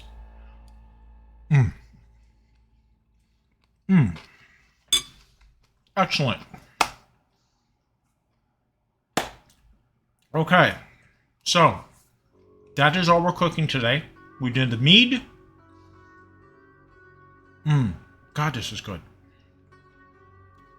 We did the Bosmer bites. We did Nordic barnacles. Again, I'm following the recipes exactly how they appeared in the cookbook. You can try different things. Experiment, especially with the mead. So at this point, let me just check on chat. So let's see. Cast iron steaks are the bomb. Oh, definitely. Anything in cast iron is pretty much a bomb. Hilla GG. I have no idea what that emote is, Tank. I'm not even sure I can read it. I'm so old. Okay, so every streamer eats on stream at some point, even those that don't. Okay. Remember when Yost ate on stream? Actually, no, I do not. 6i. Okay.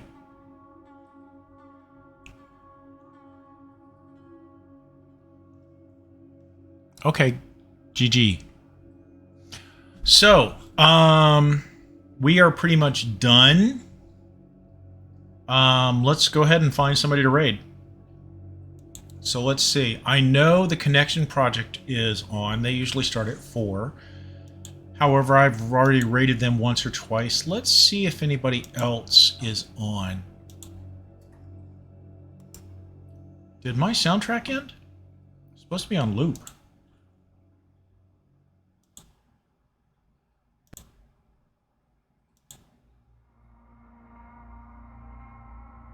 There we go. Okay, let's find somebody to raid people. We got a lot of partners on, but let's find somebody smaller that, let's see.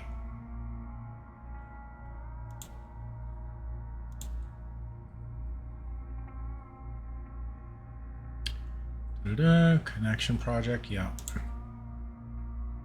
Ooh. I think I have an idea here.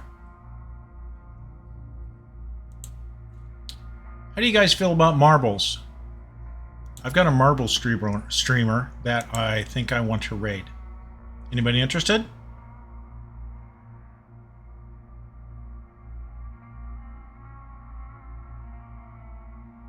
Alright, tell you what. We are going to raid somebody new I've never raided before.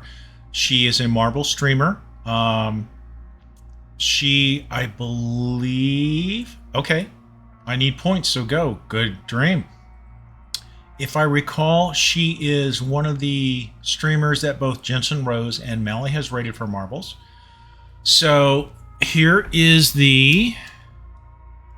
yeah, the meat is definitely hitting. If you want to cut and paste that into the raid, and we are going to raid... Where's Crazy Cat Shady? Love her streams. She's doing marbles.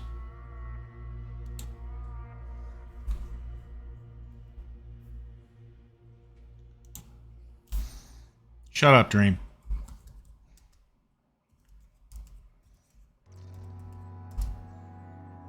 There we go.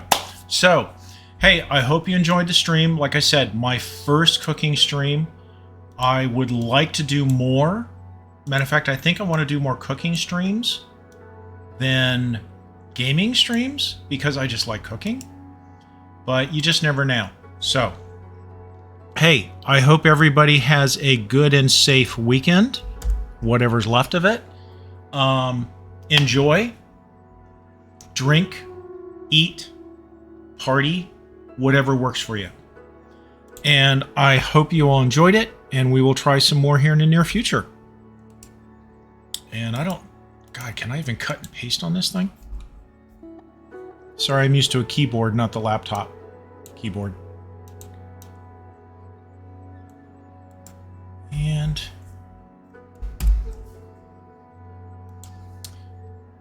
thank you for stopping by. I appreciate it. What the hell's my insert on this thing?